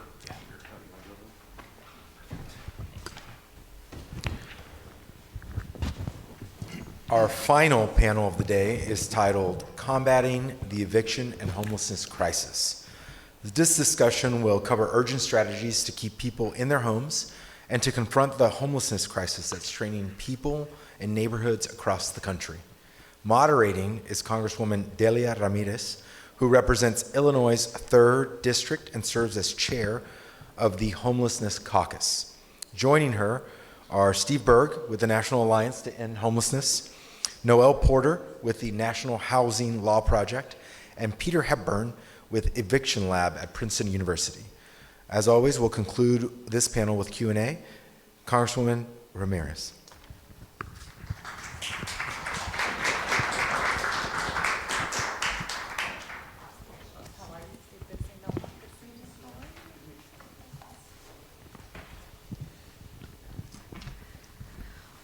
Well, good afternoon, everyone.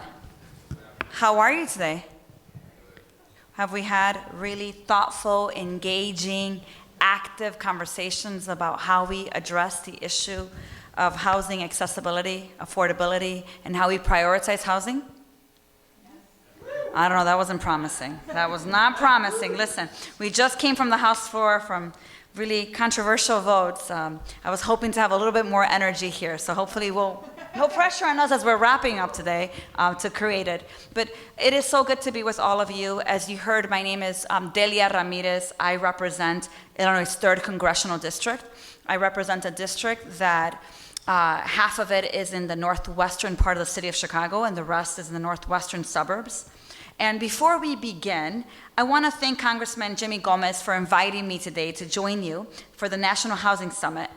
Your leadership and partnership, I think he's somewhere, but I'm sure he'll hear it, has been really critical to our collective efforts and to advance bold housing solutions for working families. So just really grateful for Congressman Gomez's leadership. I also want to thank our panelists who are here today for sharing your expertise and your continued advocacy. We certainly have a lot of work to do. As co-chair of the Homelessness Caucus and former director of a homeless service organization myself, I understand the crisis of housing affordability. I know it's real. I know that it's pervasive, and that we have to urgently work to make housing more affordable, more accessible, and more sustainable. The numbers demonstrate the magnitude of the problem. You know this.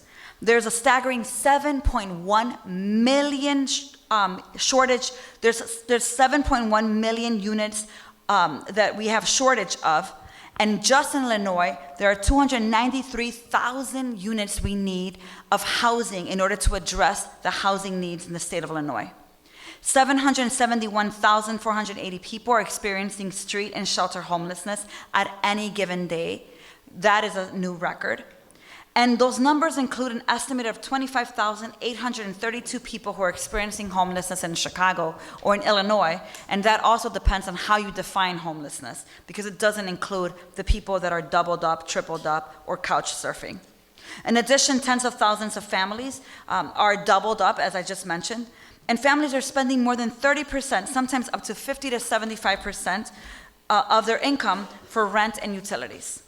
And we know that between rising utility costs, increasing cost of insurance and property taxes, and climate crisis, forced climate migration, there are numerous factors that can lead to eviction and to homelessness. Home insurance rates are climbing, increasing more than 40% from 2019 to 2024, and projected to cost families an average of $261 more annually this year. The highest climate risk communities are facing cancellation rates 80% higher than low-risk areas, and Latino families are disproportionately affected because in 2021, an estimated 339 billion of Hispanic-owned homes were uninsured, leaving many households more vulnerable to climate disaster. But we also know that the Trump administration is attacking the very tools we need to address the crisis. Their proposed cuts are going to gut affordable housing and the HUD workforce by 50%. The retreat from fair housing protections and enforcement will mean more unchecked discrimination. Their EOs criminalize our unhoused neighbors. Their abuses of HUD data will put mixed status families at greater risk. And while the administration wants to roll back the clock on the progress we've made to make housing more affordable, accessible, and sustainable, we know that we have to demand and to do more work to actually realize this idea that we all have, that housing is a human right. Well, it can't be a human right if we continue to attack the very same mechanisms that make it more affordable, more accessible, and more sustainable. So protecting affordable housing and realizing housing for all will take legislation, it's going to take litigation, and even a thing that we don't talk about enough in the direct service world, which is more mobilization, the advocacy work that we have to do. It's why we're building on that work, and it's why I wanted to build on the work that I did at the state level when I passed one of the largest emergency housing bills to ensure that people were able to stay housed in the middle of the pandemic. I've reintroduced a tenant's right to organize this Congress to ensure that all tenants, including those in mixed status families, organize without fear of retaliation. We've introduced legislation to expand transitional housing for veterans, increasing funding and resources for housing providers who provide permanent housing for veterans. And it's also why I'm so grateful to be with you today and the esteemed panelists that are here. We have Steve Berg, the Chief Policy Officer from the National Alliance to End Homelessness. We have Peter Hepburn, the Associate Director from the Eviction Lab. We have Noel Porter, the Director of Government Affairs for the National Housing Law Project, and a partner that worked very closely with my team to introduce a tenant's right to organize bill. And so we're going to have a conversation. I'm going to ask him a number of questions. And as we've done with the other panels, we'll also leave some time for you to ask some direct questions. So are you ready to get started? Yeah? All right. So let's do that. I'm going to go ahead and take a seat with all of you to ask the questions here. And I'll probably go this way. I'm a little shorter.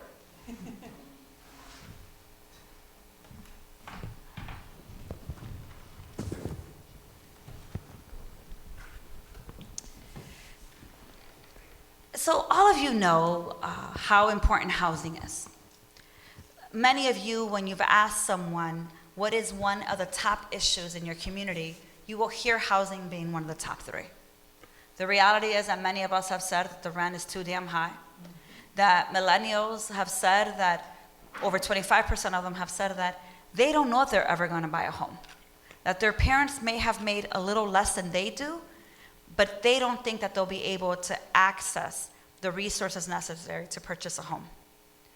People are living doubled up and tripled up, and we know that because of some of those monopolies, it's made it even harder for people to be able to access home ownership. So I want to start with talking about homelessness. I ran a homeless service agency. I sheltered both men and families who were, because of the reality of income instability, because of housing instability, and because of many other issues, confronted with homelessness. And so, Steve, I want to talk to you a little bit about homelessness here. When people can't afford or access the health services that they need, it can lead to a loss of housing. Oftentimes, we've heard people say that they have to make a choice between going to the doctor and paying their rent. The most recent reconciliation bill cut healthcare spending by $1 trillion, which could leave about 17 million Americans without access to coverage. That's about a 64% increase for uninsured individuals. So Steve, can you elaborate more on the connection between homelessness and affordable health care? And can we expect an increase in homelessness because of the Republican reconciliation legislation? Sure, and thank you, Congresswoman, for your work on this issue. It's been very important.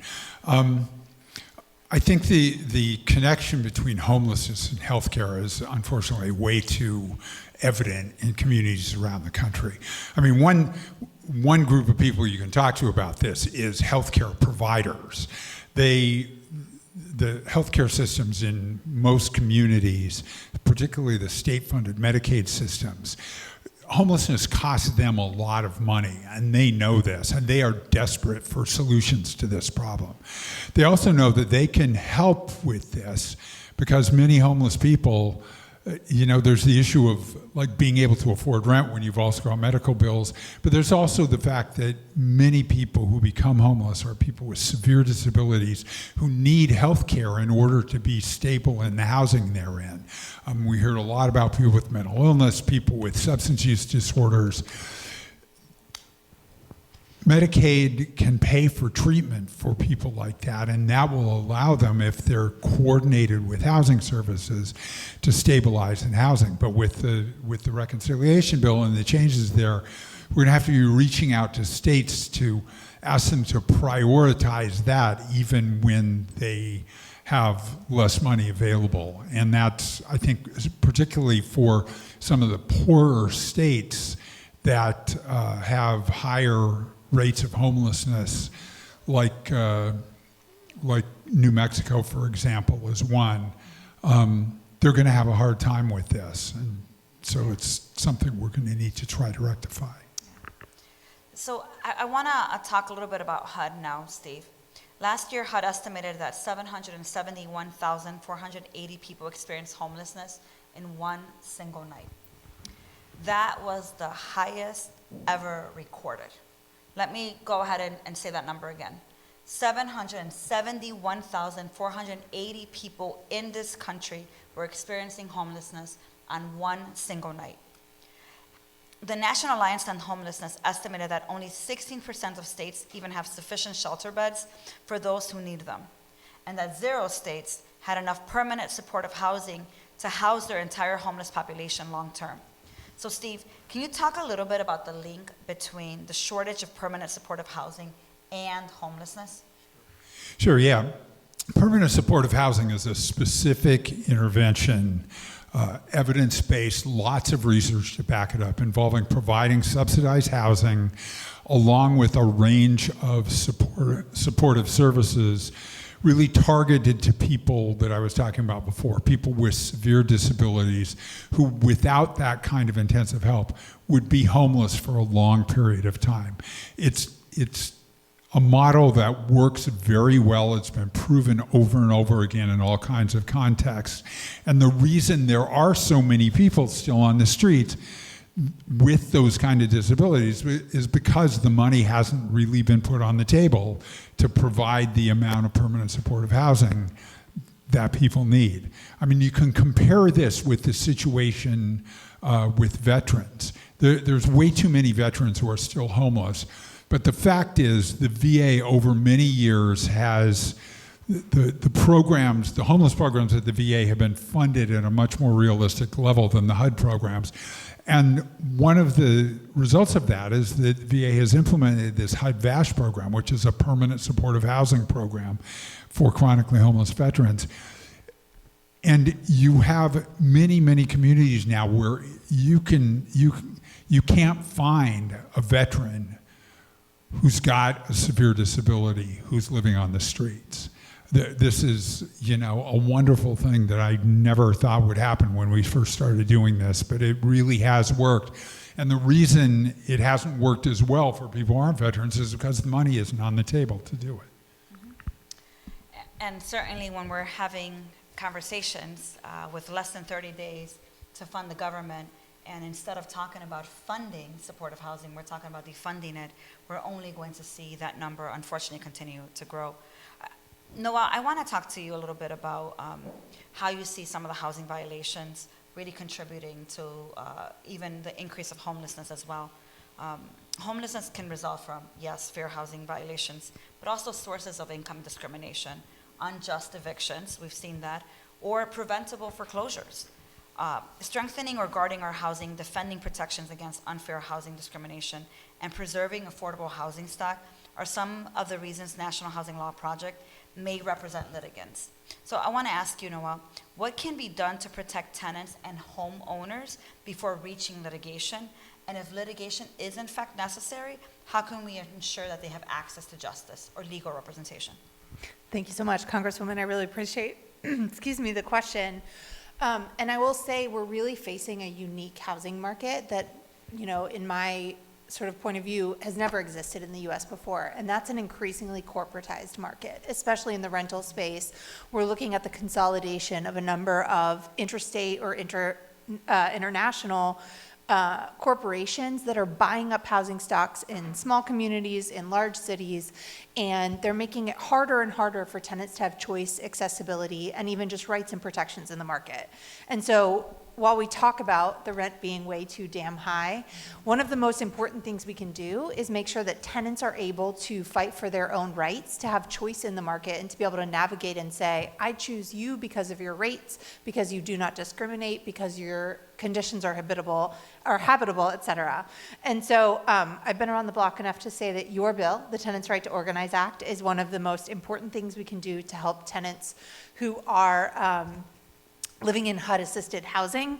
What your bill would do would give an explicit right to organize to folks in Section 8, folks in LIHTC-assisted housing. Right now, those protections are only explicit for people living in public housing or in project-based rental assistance. Your bill would also increase federal funding to allow those tenants in HUD-subsidized housing to organize. Along with the National Low-Income Housing Coalition and the Tenant Union Federation, NHLP produced a Tenants' Bill of Rights a few years ago. And that product really is Congress's opportunity, wink, wink, nod, nod to all of your bosses, to introduce different pieces of legislation that really would stand up tenant protections and rights in the market. Among those would be rights to a fair application process, rights to a fair lease, rights to freedom from discrimination, a right to habitable homes.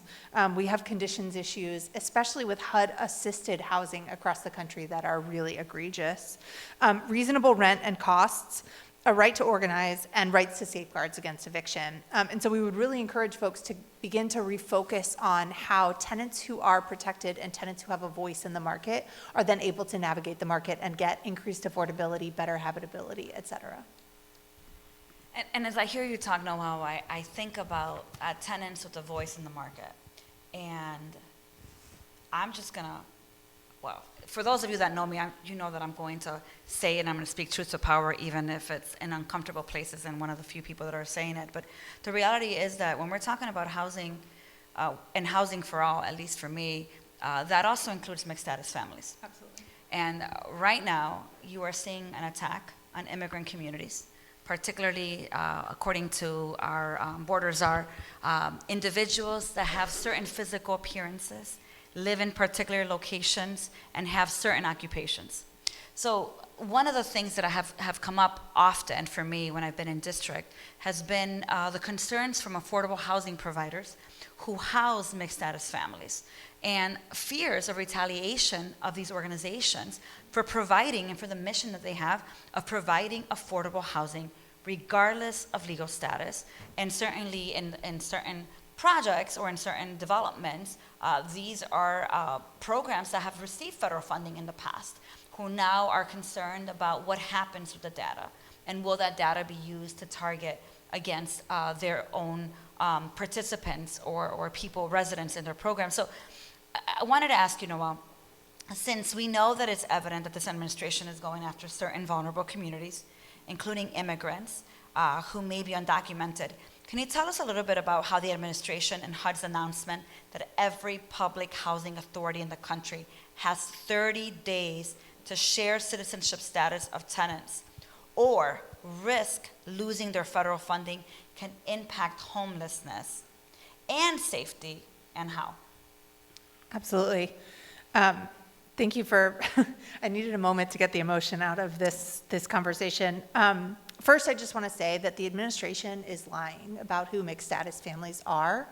And when the administration says that they are going after undocumented individuals who live in HUD housing, they're grossly misrepresenting who the population is. Mixed status families are families of varying legal immigration status who, through an act of Congress, receive a prorated amount of rental assistance so that those legal immigrants in their families are not actually receiving a HUD subsidy. So let's say 3/5 of the family are US born and 2 are T visa holders. They have an asylum status or they're fleeing violence in their countries. That family would only receive 3/5 of a voucher. And that is Congress's intention to serve mixed status families with an eye toward taxpayer savings. And also, it really clearly represents who those families are. They're legal families living in the country with specific needs. And so I want to make it clear that first and foremost, we have to attack the rhetoric on the merits. But second, this letter specifically that is sort of rumored and could be coming out any moment that says that PHAs who do not provide specific information to HUD could be defunded fully. And I want to address a few parts of that. One, the letter has not gone out. We've seen a number of organizations, agencies, and PHAs across the country sort of pre-complying with some of the administration's mandates, and we want folks to urge PHAs in their community not to provide data that hasn't been legally requested by the administration. So really, folks don't need to rush to get a bunch of information together for this purpose until we know more about the facts and about the legality of what the administration is proposing. Second, HUD has this data. This request is simply an indication that they are full of stunts, that they are eager to create chilling effects within immigrant communities that scare immigrants into what we would call self-evicting from their housing prior to a legal notice or a legal proceeding. And also that HUD may have so severely understaffed itself under this administration that they're unable to collect their own data internally and to do the work that they're asking PHAs to do.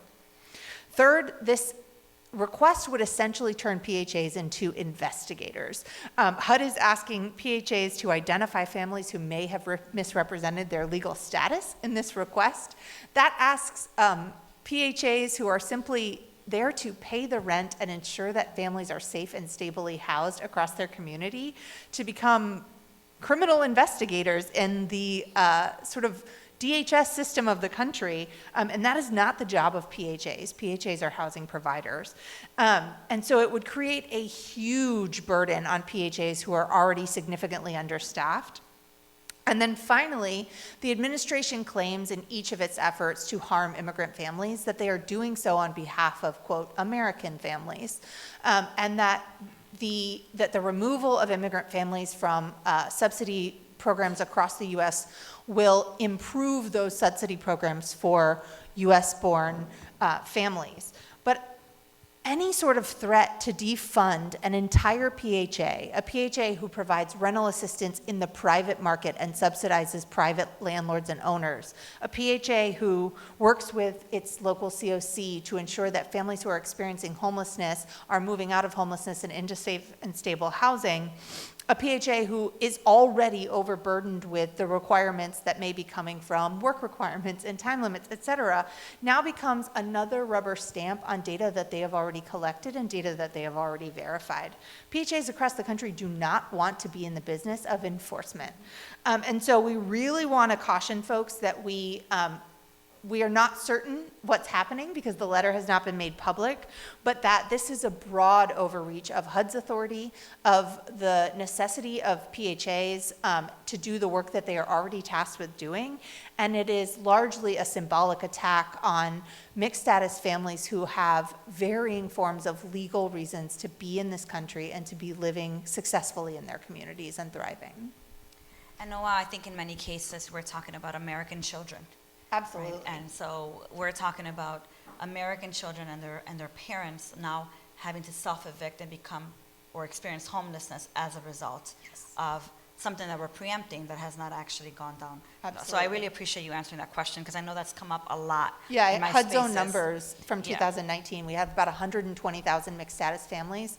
Of those families, 55,000 American-born or U.S.-born children live in those mixed status families alone, not to mention that their legal status parents are Americans as well. That's right. No, thank you, Noel. So I want to talk a little bit more about evictions before we open it up to the rest of you here for Q&A.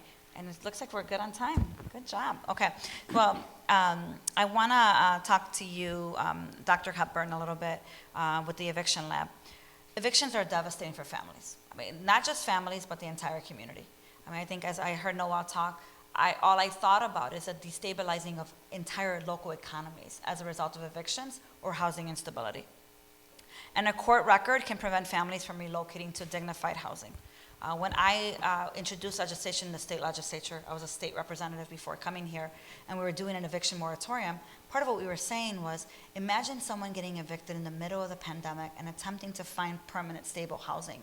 In some cases, people will die trying to find permanent housing because of all the challenges that come from that eviction record as a landlord is verifying if they want to rent to you or not.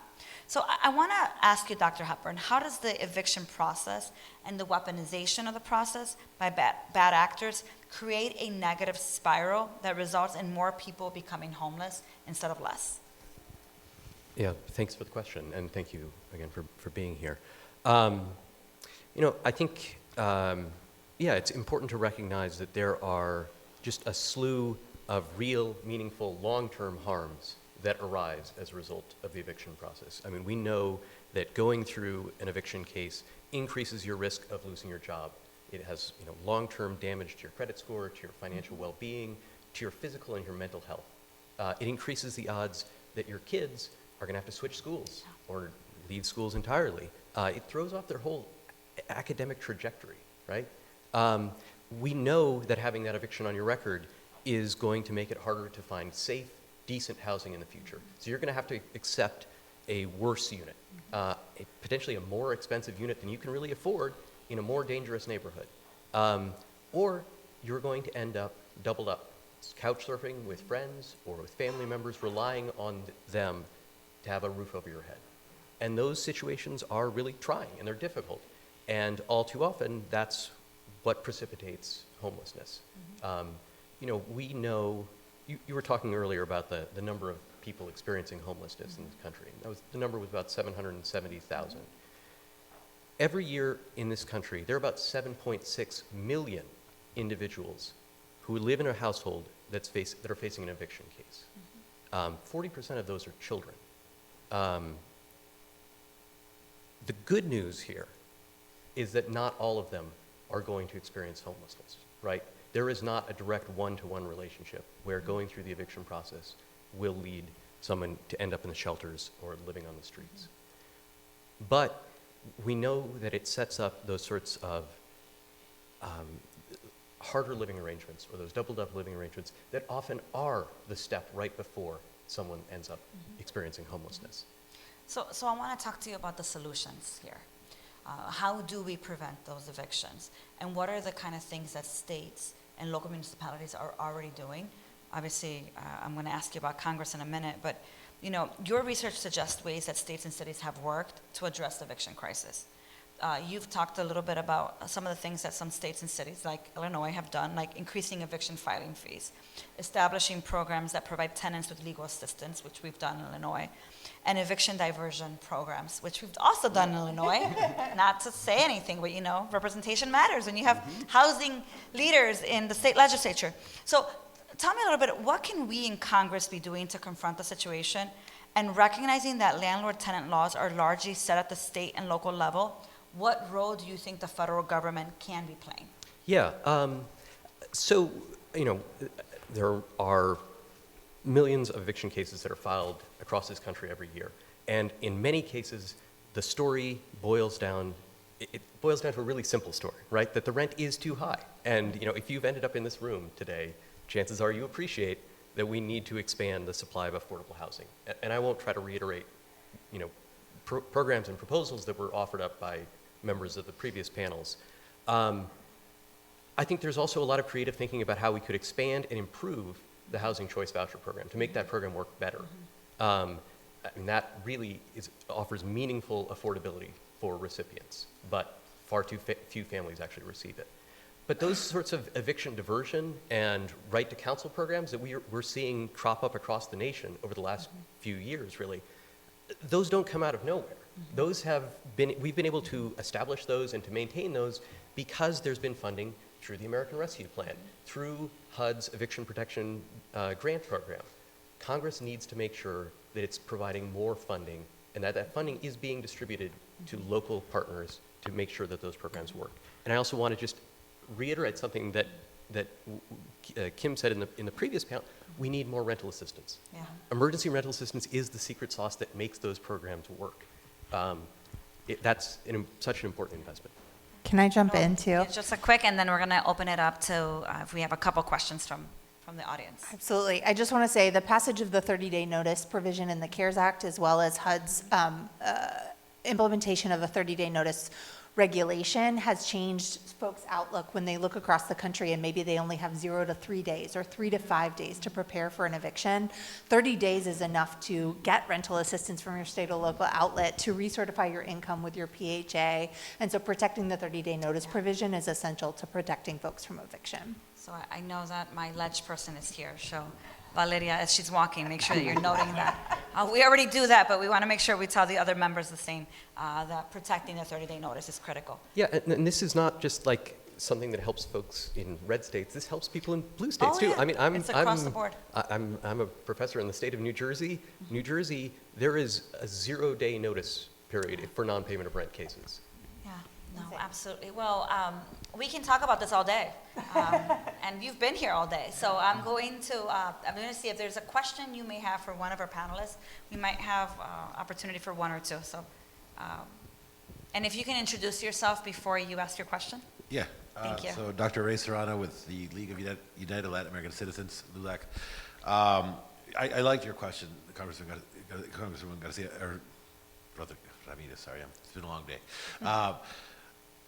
The HR1, the funding, $45 billion, and the amount of, a lot of the work our councils are doing at the local level has been supporting those families that have been the targets of deportation.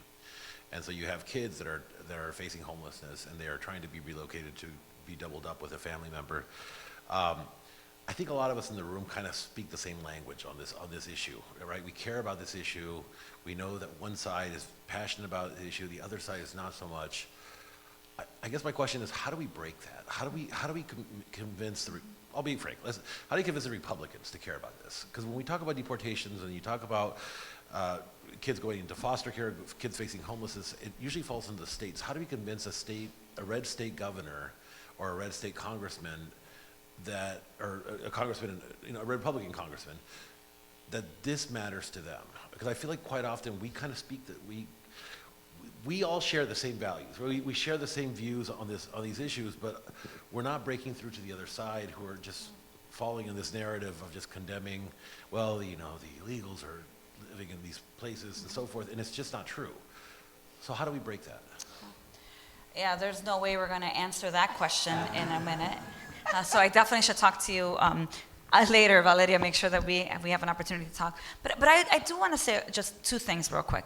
First of all, I think it's really important that across the board we are clear that it is more expensive to help someone move them into permanent housing once they've experienced homelessness than to prevent homelessness, right? I mean, in some cases, I don't know, the last I checked when I was in the space, it was like 3 to 1, right? So I think that for folks that are talking about being fiscally responsible and really maximizing resources, it is better to ensure that people are not becoming homeless. And I think the truth is that when you're talking about the number of people who are becoming or at risk of homelessness because of these fear tactics, oftentimes are United States citizen children. They're also getting deported. So I think that this is a conversation that a couple of us are trying to have more one-on-one with some of our colleagues, because there's just so much rhetoric, right, publicly. And the fear between the National Guard, the conversations about, well, what if a family is experiencing homelessness, or out of fear they self-evicted, and now all of a sudden they're at a local park, but then the National Guard shows up to the local park and picks up the entire family, deports them, including the children. I mean, just think about the trauma that is creating, generational trauma. So it's really, for us, I think, it's been really frustrating, but trying to have some one-on-one conversations. And I'll be honest with you, the other piece that we keep talking about is, how does the interfaith community really make a connection? Because we talk about apparently faith more than we thought we would in this place now. So how do some of their advisors talk about this in a way that really connects with them outside of the black and white pushback and public fight that we have? But you and I both know that deportation isn't going to address and make the prices of groceries go down. It's not going to lower the cost of housing. It's actually going to do the opposite. So how do we continue to use facts to demonstrate there is a real cost of deportation, and it's only going to worsen the housing crisis? But happy to talk to you offline. I think there was one more. And feel free to jump in. Obviously, I get passionate on this issue. Well, thank you so much, Steve Boyle, YIMBY Democrats for America. First of all, just thank you for everybody, and to Congresswoman Gomez. It's been amazing. Congresswoman, excuse me, thank you so much for your advocacy. That stat on the amount of people who are on the street in one night is unbearable. Noel, similarly, thank you for your advocacy on immigrants. 3/5 of a voucher. Woof. But Noel, my question is for you. You did mention that some of the housing crisis was the corporatization of housing, and I was curious, when it comes to reducing rents, would you rather we had the same amount of housing we do now, but none of it was corporate owned, or we had 3 times as much, but all of it was corporate owned? And for the purposes of this question, you can assume that none of the corporations are monopolies. I spent a lot of my 20s playing Would You Rather. And Noah, if you can, yeah, I know. And if you can do it in 30 seconds, I'm going to have to pass it on to Congressman Gomez in a second. I would rather that housing, whether you rent or own, had an access point of equity. The idea that we could have only corporations owning housing and they wouldn't be monopolies is absurd. And so I can't accept the premise of your question, because what we are looking at right now is an incredibly tightening monopolistic market, or at least what are the ones in the middle where there are a couple of owners. So I reject the premise.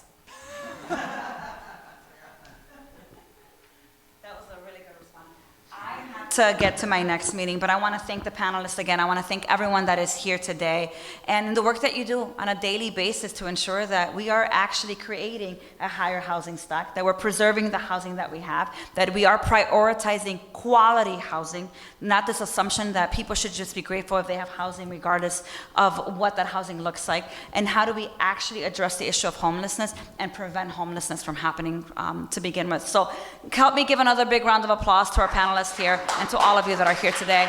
I'm going to pass it on, and just another shout out to Congressman Jimmy Gomez for your leadership, for your support. And we have a lot of work to do in Congress, so let me get back to that. Thank you.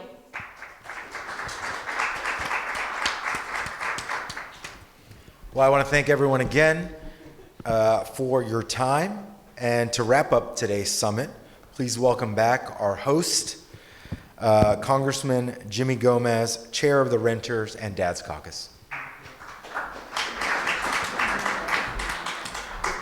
First, let me just thank everybody for being here. Let's give a round of applause to the panelists. Thank you so much. And the different members of Congress, industry, advocates, anybody that was here to participate. This is the first of its kind summit to address the housing crisis. Even people who have been working on this issue for over 20 years have said this has never been done. And one of the things that we want to do is bring together people that are working on different parts of the problem.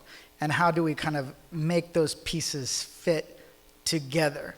As a member of Congress, as a person who sits on Ways and Means, I have people from all different walks of life approach me.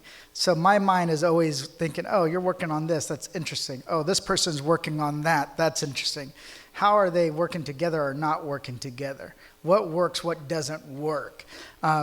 And that is the only way we're gonna solve this problem. One of the ideas which my staff kind of put a kibosh on is like, I wanted everybody to like have one open-ended discussion, leave your phones at the door and get off your talking points, and let's have a royal rumble per se on policy, on politics. How do we actually get this done? Because this is a big, big problem that is personal, it's political, it is financial, you name it. It is difficult. And I studied housing and urban development when I was an undergrad. I almost focused on it when I got to the Kennedy School. And then I decided, no, I'm gonna go a different direction because I understand that just how price sensitive, is market sensitive, you name it, difficult it can be. But the problem's so much that it's dragging down our GDP. People are losing faith in our system of government itself, and they believe that the system is not going to be able to address their needs or provide them an opportunity to get ahead. So it's not just a housing crisis, it's a crisis in confidence in our system of government itself. We deal with this problem, we deal with a big chunk of the affordability issue, the governance issues, and also a variety of different related topics. But this is at the heart.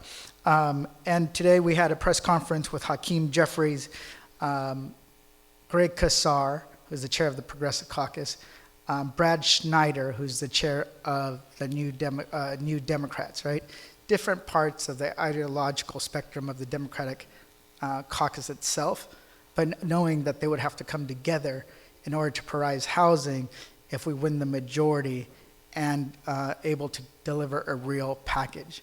So for the sooner we get this conversation started, the more likelihood we can make sure that this is prioritized and not end up on the cutting room floor. So I just want to say thank you so much for being here. This was the first, but it won't be the last. We're going to be looking to do this next year. So love to get your feedback on how to improve it, what was missed, what would you like to dig in a little deeper, so that we can make this better.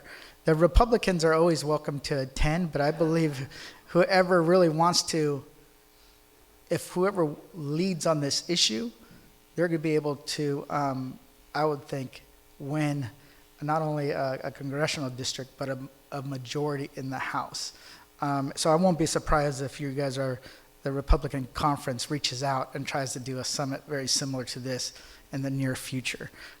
So thank you so much. Before I end, I want to say, give a round of applause to my staff, Carlos Paz, Kana, Michael, all of them, Ethan. Because this, everything that I asked for them to do, they exceeded. Even the step and repeat banner in the back, they're like, that's a lot more work than you think it's going to be. So, so let's give everybody a round of applause. Thank you so much. And if you don't know, we will make sure you get the information for the reception. Carlos, do you have that? Oh, everybody has that.